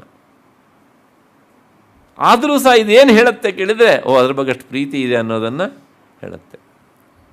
ನಾನು ತಮಾಷೆ ಹೇಳೋದುಂಟು ಯಾವಾಗಲೂ ಸಹ. ನಮಗೆ ಪ್ರಾಣದ ಮೇಲೆ ಪ್ರೀತಿ ಉಂಟೋ ಇಲ್ವೋ? ನಾವು ವಿಚಾರನೇ ಮಾಡಲಿಲ್ಲ ಅದ್ರ ಬಗ್ಗೆ ಅಲ್ವಾ? ಯಾಕೆ ಅದು ಅದ್ರ ಕೆಲಸ ಮಾಡ್ತಾ ಉಂಟು, ನಾವು ಅನುಭವಿಸ್ತಾ ಇದ್ದೇವೆ ಅದರ ಕೆಲಸದಿಂದ ಬರುವಂಥ ಫಲವನ್ನು. ಒಂದೊಮ್ಮೆ ನಾವು ಹೊರಕ್ಕೆ ಬಿಟ್ಟಂಥ ಪ್ರಾಣ ಹೋದದ್ದು ಹೋಗೇ ಬಿಡ್ತಪ್ಪ, ವಾಪಸ್ ಬರಲೇ ಇಲ್ಲ. What next? ನಾನು ಅದಕ್ಕೋಸ್ಕರ ಹೇಳಿದೆ, ಆ ವಿಷಯದಲ್ಲಿ ನಮ್ಮದು ಏನಾದ್ರು ಪ್ರಯತ್ನ ಉಂಟಾ? ಅದು ಒಳಕ್ಕೆ ಹೋಗುವ ವಿಷಯದಲ್ಲೂ ನಮ್ಮ ಪ್ರಯತ್ನ ಇಲ್ಲ. ಒಳಕ್ಕೆ ಹೋದದ್ದು ಹೊರಕ್ಕೆ ಹೋಗುವ ವಿಷಯದಲ್ಲೂ ನಮ್ಮ ಪ್ರಯತ್ನ ಇಲ್ಲ. ಅಕಸ್ಮಾತ್ತಾಗಿ ಮೂಗಿನಲ್ಲಿ ಹೋಗುವುದಕ್ಕೆ ಮೂಗೇನಾದ್ರು ಅಡೆತಡೆಯನ್ನು ಮಾಡಿತೋ ಆಗ ನಿನ್ನ ಬಾಯಿ ತೆಗಿ. ಬಾಯಲ್ಲೇ ಭಾಳಷ್ಟು ಜನ ಉಸಿರಾಟ ಮಾಡ್ತಾರೆ ಅಲ್ವಾ? ಒಟ್ಟಾರೆ ಹಂಗಾದರೂ ಬಾ, ಹಿಂಗಾದರೂ ಬಾ.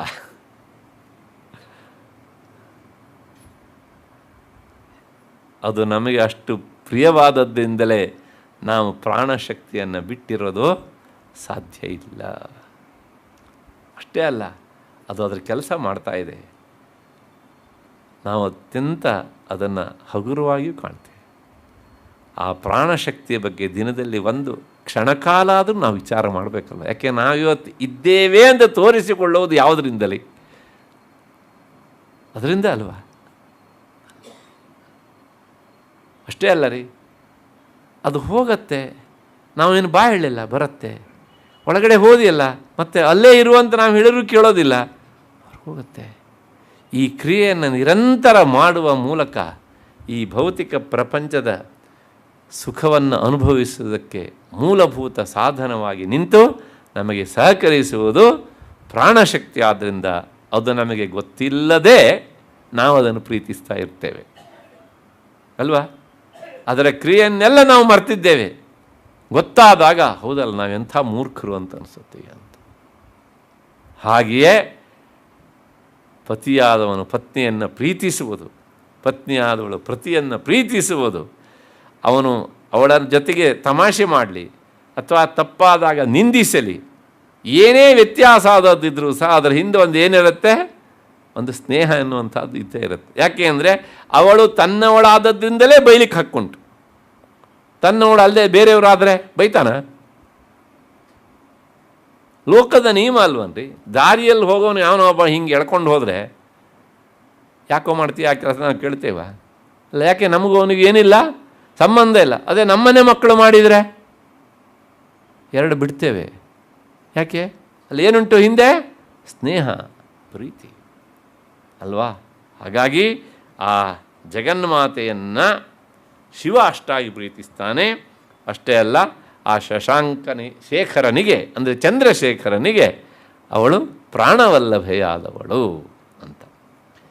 ಅಷ್ಟಾದಮೇಲೆ ಮುಂದೆ ಇದಿಷ್ಟು ಸಗುಣ ರೂಪ ಆಯಿತು. ನೇರವಾಗಿ ಅವಳ ಪರಾರೂಪಕ್ಕಿಂತ ಮೊದಲನೇದು ಅದೇ ಮಂತ್ರ ಶರೀರಿಣಿ ಅಂತ ಹೇಳ್ತಾ ಬಂದಿದ್ದೇನಲ್ಲ, ಆ ಮಂತ್ರ ಶರೀರಿಣಿ ಅನ್ನೋದನ್ನು ಈ ನಾಮ ಹೇಳುತ್ತೆ. ಸದಾ ಪಂಚದಶಾತ್ಮೈಕ್ಯ ಸ್ವರೂಪ ಯೈ ನಮೋ ನಮಃ. ಆ ಪಂಚದಶಾಕ್ಷರಿ ಮಂತ್ರದೊಂದಿಗೆ ಒಂದಾಗಿ ಇರುವವಳು. ಆ ಮಂತ್ರ ಬೇರೆ ಅಲ್ಲ, ಜಗನ್ಮಾತೆ ಬೇರೆ ಅಲ್ಲ. ನಾನು ಹೇಳ್ತಾ ಬಂದಿದ್ದೇನೆ ಅವಳೆ 3 ಶರೀರ ಅಂತ. ಆ ಮಂತ್ರವೂ ಸಹ ಅವಳ ಶರೀರ. ಹಾಗಾಗಿ ಅವಳು ಮಂತ್ರ ರೂಪಿಣಿ, ಮಂತ್ರ ಶರೀರಿಣಿ ಅಂತ. ಅದು ಅವಳಿಗೆ ಅತ್ಯಂತ ಇಷ್ಟವಾದದ್ದು ಅನ್ನೋದನ್ನು ನಾವು ಕಳೆದ 1.5-2 ವರ್ಷ ನೋಡ್ತಾ ಬಂದಿದ್ದೇವೆ ತ್ರಿಶತಿಯಲ್ಲಿ. ಹಾಗಾಗಿ ಆ ಪಂಚದಶಾಕ್ಷರಿ ಮಂತ್ರವೇ ಅವಳ ಶರೀರ. ಜಗನ್ಮಾತೆ ಬೇರೆ ಅಲ್ಲ, ಆ ಮಂತ್ರ ಬೇರೆ ಅಲ್ಲ. ಆಯಿತು. ಅದಾದಮೇಲೆ ಮತ್ಪುನಃ ತಕ್ಷಣ ಅವಳ ಸಗುಣ ರೂಪವನ್ನು ವರ್ಣನೆ ಮಾಡುತ್ತೆ. ಏನು ಅಂದರೆ ವಜ್ರಮಾಣಿಕ್ಯ ಕಟಕ ಕಿರೀಟಾಯೈ ನಮೋ ನಮಃ. ವಜ್ರ, ಮಾಣಿಕ್ಯ, ಕಿರೀಟ, ಕಟಕ ಹೀಗೆಲ್ಲ ಶಬ್ದಗಳು ಬೇರೆ ಬೇರೆ ಇವೆ. ಒಟ್ಟು ಅರ್ಥ ಏನು ಕೇಳಿದರೆ, ಈ ಕಟಕ ಅಂದರೆ ವಲಯಾಕಾರ, ಅಂದರೆ ವೃತ್ತಾಕಾರ. ಅವಳ ಕಿರೀಟದಲ್ಲಿ ವಜ್ರಗಳನ್ನು, ಡೈಮಂಡ್ಗಳನ್ನು ವೃತ್ತಾಕಾರದಲ್ಲಿ ಜೋಡಿಸಲಾಗಿದೆ. ಹೀಗೆ ಯಾವ ಜಗನ್ಮಾತೆ ಕಿರೀಟದಲ್ಲಿ ವಜ್ರವನ್ನು ವಲಯಾಕಾರದಲ್ಲಿ ಜೋಡಿಸಿ ಸುಂದರಗೊಳಿಸಲಾಗಿದೆಯೋ ಅಂತಹ ವಜ್ರಮಣಿಗಳಿಂದ ಶೋಭಿಸುವಂತಹ ಕಿರೀಟವನ್ನು ಧರಿಸಿದವಳು ಅಂತ.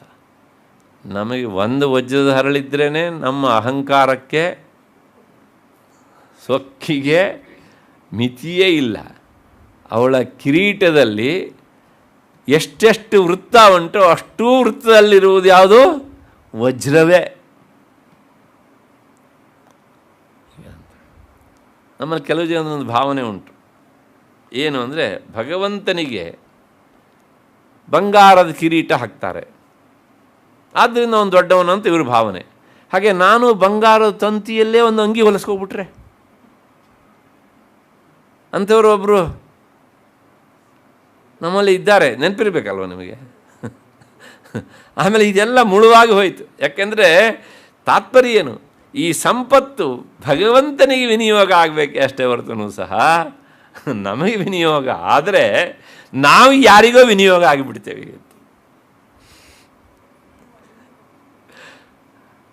ಅಂಗಿನೇ ಹೊಲಿಸ್ಕೊಂಡವರು ಅಂತ. ಯಾಕೆಂದರೆ ಇದೆಲ್ಲ ಆವಾಗ ಏನಾಗುತ್ತೆ ಅಂದರೆ, ಒಂದು ರೀತಿಯ ಸಂಪತ್ತಿನ ಪ್ರದರ್ಶನ ಒಂದು ಕಡೆಗೆ, ಮತ್ತು ಆ ಅಹಂಕಾರದ ಪ್ರದರ್ಶನವೂ ಆಗಿಬಿಡ್ತದೆ. ಅದ್ರ ಜೊತೆಗೆ ಅಂಥ ಅಮೂಲ್ಯ ವಸ್ತು ಎಲ್ಲಿರಬೇಕೋ ಅಲ್ಲಿದ್ದರೆ ಚಂದ, ಆಗ ಅದಕ್ಕೆ ಹೆಚ್ಚು ಗೌರವ ಅಂತ. ಮತ್ತು 9ನೇ ನಾಮ ಕಸ್ತೂರಿ ತಿಲಕೋಲ್ಲಾಸ ನಿಟಿಲಾಯೈ ನಮೋ ನಮಃ. ನಿಟಿಲ ಅಂದರೆ ಹಣೆ, ನಿಟಿಲ ಅಂದರೆ ಹಣೆ. ಆ ಕಸ್ತೂರಿ ತಿಲಕದಿಂದ ಎದ್ದು ತೋರುವಂತಹ ಹಣೆಯವಳು. ತಿಲಕವನ್ನು ನಾವು ಎಲ್ಲಿಡ್ತೇವೆ? ಹಣೆಯಲ್ಲಿಡ್ತೇವೆ. ಅದ್ರ ಹೊರತ ಬೇರೆ ಎಲ್ಲರೂ ಇಟ್ಕೊಳ್ತೇವ? ಇಲ್ಲ. ಯಾಕೆ ಅಂದರೆ ಅಲ್ಲಿಟ್ಟು ಬೇರೆ ಜಾಗದಲ್ಲಿಟ್ಟರೆ ಅದು ಎದ್ದು ತೋರೋದಿಲ್ಲ. ಆ ತಿಲಕ ಎದ್ದು ತೋರಬೇಕು. ಯಾಕೆ ತೋರಬೇಕು ಅಂದರೆ, ಅದೂ ಸಹ ಜಗನ್ಮಾತೆಯ ಅಲಂಕಾರ ಸಾಮಗ್ರಿಗಳಲ್ಲಿ ಒಂದು. ಆದ್ದರಿಂದ ಸ್ತ್ರೀಯರಿಗೆ ಹಣೆಯ ಮೇಲೆ ಆ ಕುಂಕುಮದ ಬೊಟ್ಟನ್ನು ಇಡುವುದು ಸಹ ಅದು ಅಲಂಕಾರವೇ. ಅದು ಭಗವಂತ ಕೊಟ್ಟ ಅವಕಾಶ. ಅದು ಇದ್ದಾಗ ಅಂದರೆ ಅವಕಾಶ ಸಿಕ್ಕಾಗ ಅದನ್ನು ಪೂರ್ತಿಯಾಗಿ ಬಳಸಿಕೊಳ್ಬೇಕು. ಆಮೇಲೆ ಅವಕಾಶ ಹೋದ ಮೇಲೆ ನೀವು ಎಷ್ಟು ಇಟ್ಕೊಂಡ್ರು ಏನು ಪ್ರಯೋಜನ ಅಲ್ವಾ? ಆದ್ದರಿಂದ ನಾನು ಏನು ಹೇಳ್ತಾ ಇದ್ದೇನೆ ಅಂತ ಮನಸ್ಸಿಗೆ ಬಂದಿದೆ ಅಂತ ಅಂದ್ಕೊಂಡಿದ್ದೇನೆ ನನಗೆ. ಆದ್ದರಿಂದ ಅವಕಾಶ ಜಗನ್ಮಾತೆ ನಮಗೆ ಕೊಟ್ಟಿದ್ದಾಳೆ. ಆಯಿತು. ನೆಕ್ಸ್ಟ್ ಅವಳ ಹಣೆ ಹೇಗುಂಟು ಅಂತಂದರೆ, ಮತ್ತೆ ಪುನಃ ಭಸ್ಮ ರೇಖಾಂಕಿತ ಲಸನ್ ಮಸ್ತಕಾಯೈ ನಮೋ ನಮಃ. ಅವಳು ಶಿವನ ಅರ್ಧಾಂಗಿನಿ ಅಂತ ಹೇಳೋಣ. ಆದ್ದರಿಂದ ಶಿವ ಮೈಗೆಲ್ಲ ಭಸ್ಮ ಲೇಪಿಸಿಕೊಳ್ಳುವವನು, ಅವನ ಅರ್ಧಾಂಗಿನಿ. ಆದ್ದರಿಂದ ಅವಳು ಸಹ ಏನು ಮಾಡ್ತಾಳೆ? ಹಣೆಗೆ ಭಸ್ಮವನ್ನು ಲೇಪಿಸಿಕೊಳ್ತಾಳೆ. ಅಂತಹ ಭಸ್ಮ ರೇಖಾಂಕಿತವಾದಂತಹ ಹಣೆಯಿಂದ ಶೋಭಿಸುವ ಮಸ್ತಕದವಳು. ಶಬ್ದ ಹೇಗುಂಟು? ಭಸ್ಮ ರೇಖಾಂಕಿತ ಲಸನ್ ಮಸ್ತಕಾಯೈ ನಮೋ ನಮಃ. ಹಣೆಯಲ್ಲಿ ಭಸ್ಮವನ್ನು ಇರಿಸಿಕೊಂಡು ಅಂತಹ ಹಣೆಯಿಂದ ಶೋಭಿಸುತ್ತಿರುವಂತಹ ಮಸ್ತಕ ಅಂದರೆ ತಲೆ. ಅಂದರೆ ಏನು ಹೇಳ್ದಂಗೆ ಆಯ್ತು ರೀ. ತಿಲಕ ಹಣೆಗೆ ಶೋಭೆ, ಹಣೆ ತಲೆಗೆ ಶೋಭೆ. ಹಾಗೆ ಅಂತಹ ಸುಂದರವಾದಂತಹ ಹಣೆಯಿಂದ ಅವಳು ಶೋಭಿತಳಾಗಿದ್ದಾಳೆ ಅಂತ. ಅದು ಅವಳ ಹಣೆಯ ವರ್ಣನೆ. ಒಂದು ಗಮನಿಸಬೇಕು ಸೂಕ್ಷ್ಮವಾಗಿ. ನಾವು ಮೇಲಿಂದ ಶುರು ಮಾಡಿದ್ದೇವೆ ವರ್ಣನೆಗೆ. ಹಾಗೆ ಎಲ್ಲಿವರೆಗೆ ಬರುತ್ತೆ? ಅದು ಪಾದದವರೆಗೆ ಬರುತ್ತೆ. 30ನೇ ನಾಮಕ್ಕೆ ಸರಿಯಾಗಿ ಪಾದ ಬಂದುಬಿಡುತ್ತೆ ನೋಡಿ. ಆಯಿತು. ಮುಂದೆ ಹಣೆ ಆಯ್ತಲ್ವಾ? ಹಣೆ ಆದಮೇಲೆ ಕಣ್ಣು. ವಿಕಚಾಂಭೋರು ಹದಲ ಲೋಚನಾಯೈ ನಮೋ ನಮಃ ಅಂತ. ಅಂದರೆ ಅರಳಿದ ಕಮಲದ ದಳದಂತೆ ಇರುವಂಥ ಕಣ್ಣಿನವಳು. ಅವಳ ಕಣ್ಣು ಹೇಗುಂಟು ಅಂದರೆ, ಅರಳಿದ ಕಮಲದ ದಳ. ಮೊಗ್ಗಾದ ಕಮಲ ದಳ ಹೇಗಿರುತ್ತೆ? ಅದೊಂಥರ ಹೀಗೆ ಮುದುಡಿಕೊಂಡಿರುತ್ತೆ. ಜಗನ್ಮಾತೆಯ ಕಣ್ಣು ಹಾಗಲ್ಲ, ಅದು ದೀರ್ಘವಾಗಿ ಉಂಟು. ದೃಶಾ ದ್ರಾಘೀಯಸ್ಯ ದರದಲಿತ ನೀಲೋತ್ಪಲ ರುಚ ದವೀಯಾಂಸಂ ದೀನಂ ಸ್ನಪಯ ಕೃಪಯಾ ಮಾಮಪಿ ಶಿವೆ.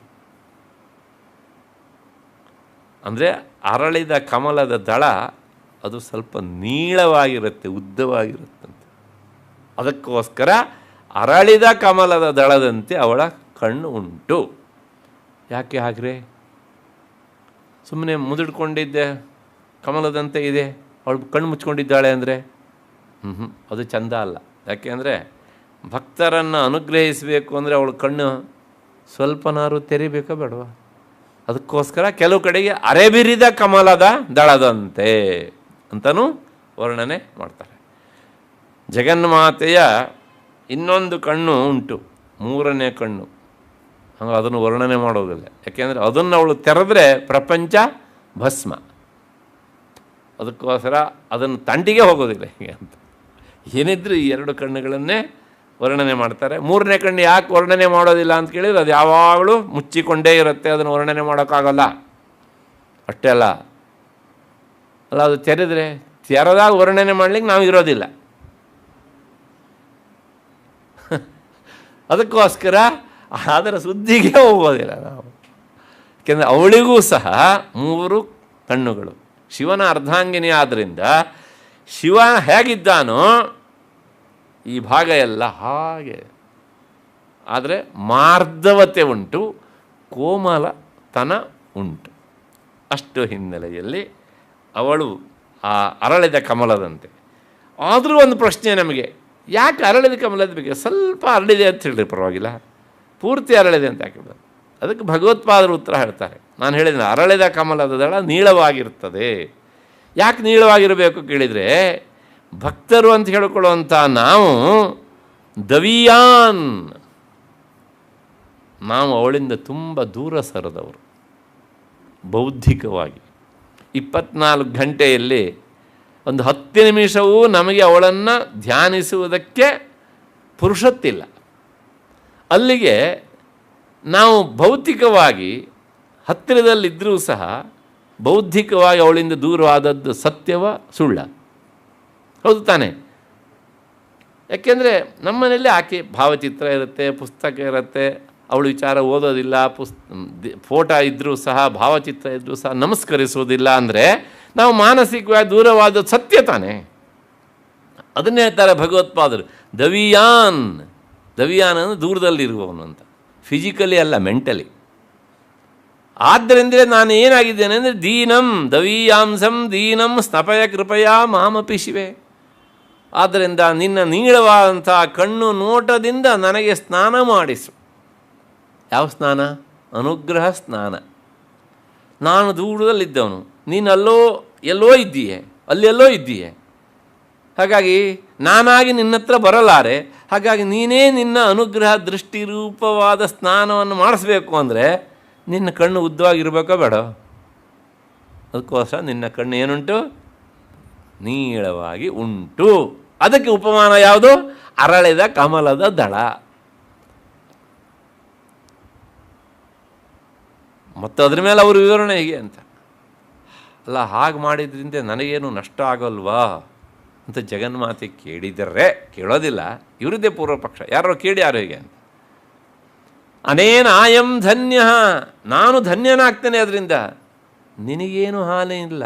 ಭವತಿ ನಚತೆ ಹಾನಿರಿಯತ ಇಯತ, ಇಷ್ಟೂ ಸಹ ನಿನಗೆ ಹಾನಿ ಆಗೋದಿಲ್ಲ. ಯಾಕೆ ಅಂದರೆ ವನೇವಾ ಹರ್ಮೇವಾ ಸಮಕರ ನಿಪಾತೋ ಹಿಮಕರ. ನಿನ್ನ ತಲೆಯಲ್ಲಿರುವಂಥ ಚಂದ್ರ ಹುಣ್ಣಿಮೆ ದಿವಸ ಏನು ಮಾಡ್ತಾನೆ ಅಂದರೆ ಪೂರ್ಣ ಚಂದ್ರ, ಆತ ಅರಮನೆಯಲ್ಲಿದ್ದವರಿಗೂ ಸಮಾನ ಬೆಳಕು ಬೀರ್ತಾನೆ, ಸ್ಲಮ್ ಏರಿಯಾದಲ್ಲಿದ್ದವರಿಗೂ ಸಮಾನವಾದ ಬೆಳಕು ಬೀರ್ತಾನೆ. ಅದರಿಂದ ಅರಮನೆಯವರಿದ್ದವರಿಗೆ ಲಾಭ ಆಗಲಿಲ್ಲ, ಸ್ಲಮ್ ಏರಿಯಾದಲ್ಲಿದ್ದವರಿಗೆ ನಷ್ಟ ಆಗಲಿಲ್ಲ, ಅವನಿಗಂತೂ ಏನೂ ಹಾನಿ ಆಗಲಿಲ್ಲ. ಆಯಿತಾ? ಹಾಗಾಗಿ ನಿನ್ನ ನೀಳ ನೋಟದಿಂದ ನನಗೆ ಉಪಯೋಗ ಆಗುತ್ತೆ, ನಿನಗೆ ನಷ್ಟ ಇಲ್ಲ. ಆದ್ದರಿಂದ ನೀನು ಆ ನೀಳ ನೋಟದಿಂದ ನನ್ನನ್ನು ಸ್ನಾನ ಮಾಡಿಸು. ಇಷ್ಟಾದ ಮೇಲೆ ಮತ್ತೆ ಮುಂದಿನದು ಕಣ್ಣಾಯಿತು. ನೆಕ್ಸ್ಟ್ ಪಾಭನಾಸಿಕಾಯೈ ನಮೋ ನಮಃ. ಚಾಂಪೇಯ ಕುಸುಮ ಅಂದರೆ ಸಂಪಿಗೆ ಹೂವು. ಅದು ಎಂಥ ಸಂಪಿಗೆ ಹೂವು ಅಂತಂದರೆ ಶರತ್ಕಾಲದಲ್ಲಿ ಅರಳುವ ಸಂಪಿಗೆ ಹೂವಿಗೆ ಹೆಚ್ಚು ಬೆಲೆ. ಯಾಕೆಂದರೆ ಆ ಕಾಲವೂ ಜಗನ್ಮಾತೆಯದು, ಈ ಕಾಲ ನಿನ್ನದಮ್ಮ, ಹಾಗಾಗಿ ನಿನ್ನ ಸೇವೆಗೆ ನಾನು ವಿನಿಯೋಗ ಆಗಬೇಕು ಅಂತ ಆ ಸಂಪಿಗೆ ಹೂವು ಮರದಲ್ಲಿ ಜನ್ಮ ತಾಳುತ್ತೆ ಆ ಕಾಲದಲ್ಲಿ. ಯಾಕೆಂದರೆ ನಿನ್ನ ಮೂಗಿಗೆ ಉಪಮಾನ ಆಗುವ ಅರ್ಹತೆ ಇದ್ದರೆ ನನಗೊಂದೇ. ಅದಕ್ಕೋಸ್ಕರ ಶರಚ್ಚಾಂಪೇಯ ಪುಷ್ಪಾಭನಾಸಿಕ, ಶರತ್ಕಾಲದ ಸಂಪಿಗೆ ಹೂವಿನ ಶೋಭೆಯಿಂದ ಒಪ್ಪುವಂತಹ ನಾಸಿಕದವಳು ಅಂತ. ಜಗನ್ಮಾತೆಯ ಮೂಗಿಗೂ ಒಂದು ದೃಷ್ಟಾಂತ ಕೊಡಬೇಕು ಅಂದರೆ ಅದು ಸಂಪಿಗೆ ಹೂವು. ಸಂಪಿಗೆ ಹೂವಿನಲ್ಲಿ ಬೇರೆ ಬೇರೆ ಥರದ್ದೆಲ್ಲ ಉಂಟು, ಕೆಂಡ ಸಂಪಿಗೆ, ನಾಗ ಸಂಪಿಗೆ ಇತ್ಯಾದಿ ಇತ್ಯಾದಿ ಎಲ್ಲ. ಇಲ್ಲಿ ಹೇಳ್ತಾ ಇರುವಂತಹದ್ದು ಆ ಕೆಂಡ ಸಂಪಿಗೆಯ ಭಾಗಕ್ಕೆ ಸಂಬಂಧಪಟ್ಟಂತಹದ್ದು ಅದು. ಅದಾದಮೇಲೆ ಮತ್ತೆ ಮುಂದಕ್ಕೆ ಹೋಗೋಣ. ಹಾಗೆಯೇ ಕೆಳಗಡೆ ಬಂದರೆ ಏನುಂಟು ಅಂದರೆ ಅವಳ ಕಂಠದಲ್ಲಿ ಮಾಂಗಲ್ಯ ಸೂತ್ರ ಉಂಟು. ಅದನ್ನು ವರ್ಣನೆ ಮಾಡ್ತಾರೆ. ಹೇಗುಂಟಪ್ಪ ಅಂತಂದರೆ ಲಸತ್ಕಾಂಚನ ತಾಟಂಕ ಯುಗಲಾಯೈ ನಮೋ ನಮಃ. ಅದಾದ್ಮೇಲೆ ಕಿವಿ ಈ ನೇರತ್ತು. ತಾಟಂಕ ಅಂದರೆ ಓಲೆ, ಯುಗಲ ಅಂದರೆ ಜೋಡಿ. ತಾಟಂಕ ಯುಗಲ ಅಂದರೆ ಕಿವಿಯ 2 ಓಲೆಗಳು ಅಂತ ಅರ್ಥ. ಅದು ಎಂಥದ್ದಪ್ಪ ಅಂತಂದರೆ ಸುವರ್ಣ ಕರ್ಣಾಭರಣ, ಸುವರ್ಣದಿಂದ ಮಾಡಿದಂಥ ಕರ್ಣಾಭರಣ, ಸುಮ್ಮನೆ ಯಾವುದೋ ಗಿಲ್ಮಿಟ್ ಬಂಗಾರ ಅಲ್ಲ ಅದು. ಹಾಗಾಗಿ ಹೇಳ್ತಾರೆ ಲಸತ್ ಕಾಂಚನ ತಾಟಂಕ, ಪ್ರಕಾಶಮಾನವಾದಂತಹ ಆ ಬಂಗಾರದ ತಾಟಂಕಗಳಿಂದ ಶೋಭಿಸ್ತಾ ಇರುವಂತಹ ಕಿವಿಯವಳು, ಅಂಥ ಆಭರಣವನ್ನು ಅವಳು ಧರಿಸ್ಕೊಂಡಿದ್ದಾಳೆ ಅಂತ. ಈ ಸಂದರ್ಭದಲ್ಲಿ ನನಗೆ ಇನ್ನೊಂದು ವಿಷಯ ನೆನಪಿಗೆ ಬರ್ತಾ ಉಂಟು. ಜಗನ್ಮಾತೆಯ ಆಭರಣ ಕಿವಿ, ಈ ಕರ್ಣಾಭರಣ ಬಂಗಾರದಿಂದ ಮಾಡಿದ್ದು ಅದು ಪ್ರಕಾಶಮಾನವಾಗಿ ಥಳಿಸ್ತಾ ಉಂಟು. ಬಂಗಾರದಿಂದ ಮಾಡಿದಿಂದಲೇ ಅದಕ್ಕೆ ಅಷ್ಟು ಬೆಲೆ. ನಾವು ಇವತ್ತಿಗೂ ಸಹ ಏನು ಮಾಡ್ತೇವೆ, ಇದನ್ನೆಲ್ಲ ಸಾಮಾನ್ಯವಾಗಿ ಬಂಗಾರದ ಆಭರಣಗಳನ್ನೇ ಹಾಕಿಸ್ತೇವೆ. ಆದರೆ ಆಚಾರ್ಯ ಶಂಕರರು ತನ್ನ ತಾಯಿಗೆ ಜಗನ್ಮಾತೆಗೆ ಬರೇ ಬಂಗಾರದಿಂದ ಮಾಡಿಸಿದರೆ ಸಾಲದು ಅಂಥೇಳಿ ಶ್ರೀಚಕ್ರಾತ್ಮಕ ತಾಟಂಕ ತೋಷಿತಾಂಬಾ ಮನೋರಥಾಯ ನಮಃ ಅಂತ ಅವರ ನಾಮ. ಜಗನ್ಮಾತೆಗೆ ಬಂಗಾರದ ಶ್ರೀಚಕ್ರದ ಓಲೆಗಳನ್ನು ಮಾಡಿಸಿ ಹಾಕಿದರಂತೆ ಅವರು.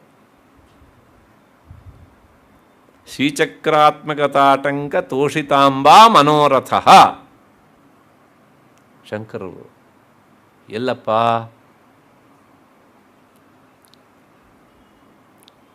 ಎಲ್ಲಿದೆ? ಇವತ್ತಿಗೂ ಇದೆ.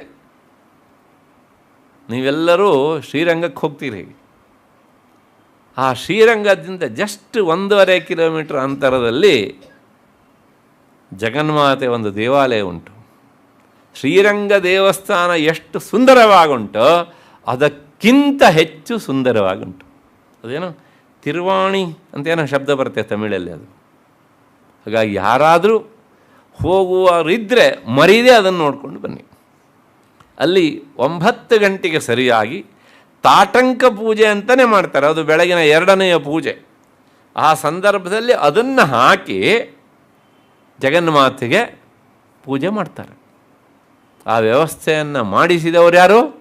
ಆಚಾರ್ಯ ಶಂಕರರು. ಇನ್ನೊಂದು ಸ್ವಾರಸ್ಯ ಹೇಳಿಬಿಡ್ತೇನೆ.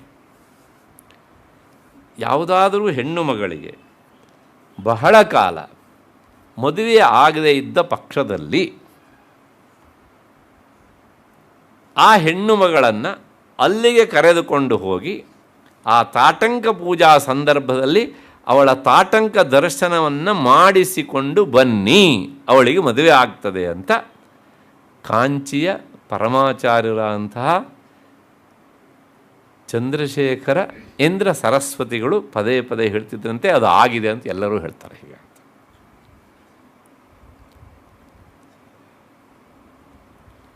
ಅಂದರೆ ಜಗನ್ಮಾತೆಯ ಓಲೆ ಬರೇ ಬಂಗಾರದ್ದಷ್ಟೇ ಅಲ್ಲ, ಶ್ರೀಚಕ್ರವನ್ನೇ ತನ್ನ ಓಲೆಯನ್ನಾಗಿ ಧರಿಸಿಕೊಂಡವಳು. ಹಾಗೆ ವ್ಯವಸ್ಥೆ ಮಾಡಿದವರು ಆಚಾರ್ಯ ಶಂಕರ. ಅದಕ್ಕೋಸ್ಕರ ಅವರ ನಾಮದಲ್ಲಿ ಬರುವಂಥದ್ದು ಅಷ್ಟೋತ್ತರದಲ್ಲಿ ಜಗನ್ಮಾತೆಗೆ ಇಂಥ ಓಲೆಯನ್ನು ಹಾಕಿ ನೀವು ಸಂಪ್ರೀತಗೊಳಿಸಿದವಳು ಅಂತ. ಆ ದೇವಸ್ಥಾನದ ಇನ್ನೂ ಬೇರೆ ಬೇರೆ ತುಂಬ ವಿಶೇಷಗಳಿವೆ. ನೀವು ಅಲ್ಲಿ ಹೋದಾಗ ಅದನ್ನು ನೋಡೋದು ಒಳ್ಳೆಯದು ಹೀಗೆ ಅಂತ. ಅದಾದಮೇಲೆ ನೆಕ್ಸ್ಟ್ ಅವಳ ಕಿವಿ ಆಯ್ತಲ್ಲ, ಕಿವಿ ಆದಮೇಲೆ ಕಣ್ಣು, ಅದಾದ ಮೂಗಾದ್ಮೇಲೆ ಕಿವಿ ಬಂದ್ವಿ, ಈಗ ಗಲ್ಲ. ಅದನ್ನು ಹೇಳುತ್ತೆ, ಮಣಿದರ್ಪಣ ಸಂಕಾಶ ಕಪೋಲಾಯೈ ನಮೋ ನಮಃ. ಕಪೋಲ ಅಂದರೆ ಇದು ಕೆನ್ನೆ. ಅದು ಹೇಗುಂಟು ಕೇಳಿದರೆ ಮಣಿದರ್ಪಣ. ದರ್ಪಣ ಅಂದರೆ ಕನ್ನಡಿ. ಮಣಿಗಳಿಂದ ಮಾಡಿದ ಕನ್ನಡಿ ಎಷ್ಟು ಪ್ರಕಾಶಮಾನವೋ ಅಷ್ಟು ಪ್ರಕಾಶಮಾನವಾಗಿತ್ತು ಅವಳ ಕೆನ್ನೆ. ಅಂದರೆ ಮುಖವನ್ನು ನೋಡಿಕೊಳ್ಳಲಿಕ್ಕೆ ಯೋಗ್ಯವಾದ ಕೆನ್ನೆಗಳು. ಅಷ್ಟು ಪರಿಶುದ್ಧವಾದಂಥದ್ದು ಅಂತ. ಎಷ್ಟು ಪರಿಶುದ್ಧವಾಗಿತ್ತು ಅಂತಂದರೆ ಆಚಾರ್ಯರೊಂದು ದೃಷ್ಟಾಂತ ಕೊಡ್ತಾರೆ.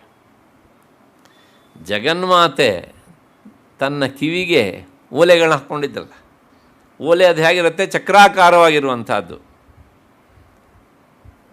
ಆ ಓಲೆ ಇಲ್ಲಿ ರಿಫ್ಲೆಕ್ಟ್ ಆಗ್ತಿತ್ತಂತೆ. ರಿಫ್ಲೆಕ್ಟ್ ಆದಾಗ ಇದು 2 ಚಕ್ರ, ರಿಫ್ಲೆಕ್ಟ್ ಆದಂಥ ಇದು 2 ಚಕ್ರ ಇಲ್ಲಿ ಪ್ರತಿಬಿಂಬ. ಒಟ್ಟು ಎಷ್ಟಾಯಿತು ಚಕ್ರ? 4 ಆಯಿತು. 4 ಚಕ್ರ ಇರುವಂಥ ರಥ ಅವಳ ಮುಖ. ಮನ್ಮಥನಿಗೆ ಶಿವನ ಮೇಲೆ ಎಲ್ಲಿಲ್ಲದ ಕೋಪ. ಅದಕ್ಕೆ ತನ್ನನ್ನು ಸುಟ್ಟು ಭಸ್ಮ ಮಾಡಿದವನು ಅಂತ. ನನ್ನನ್ನು ಬದುಕಿಸಿದವಳು ಜಗನ್ಮಾತೆ. ಇದೆಲ್ಲ ಅವನಿಗೆ ಗೊತ್ತು.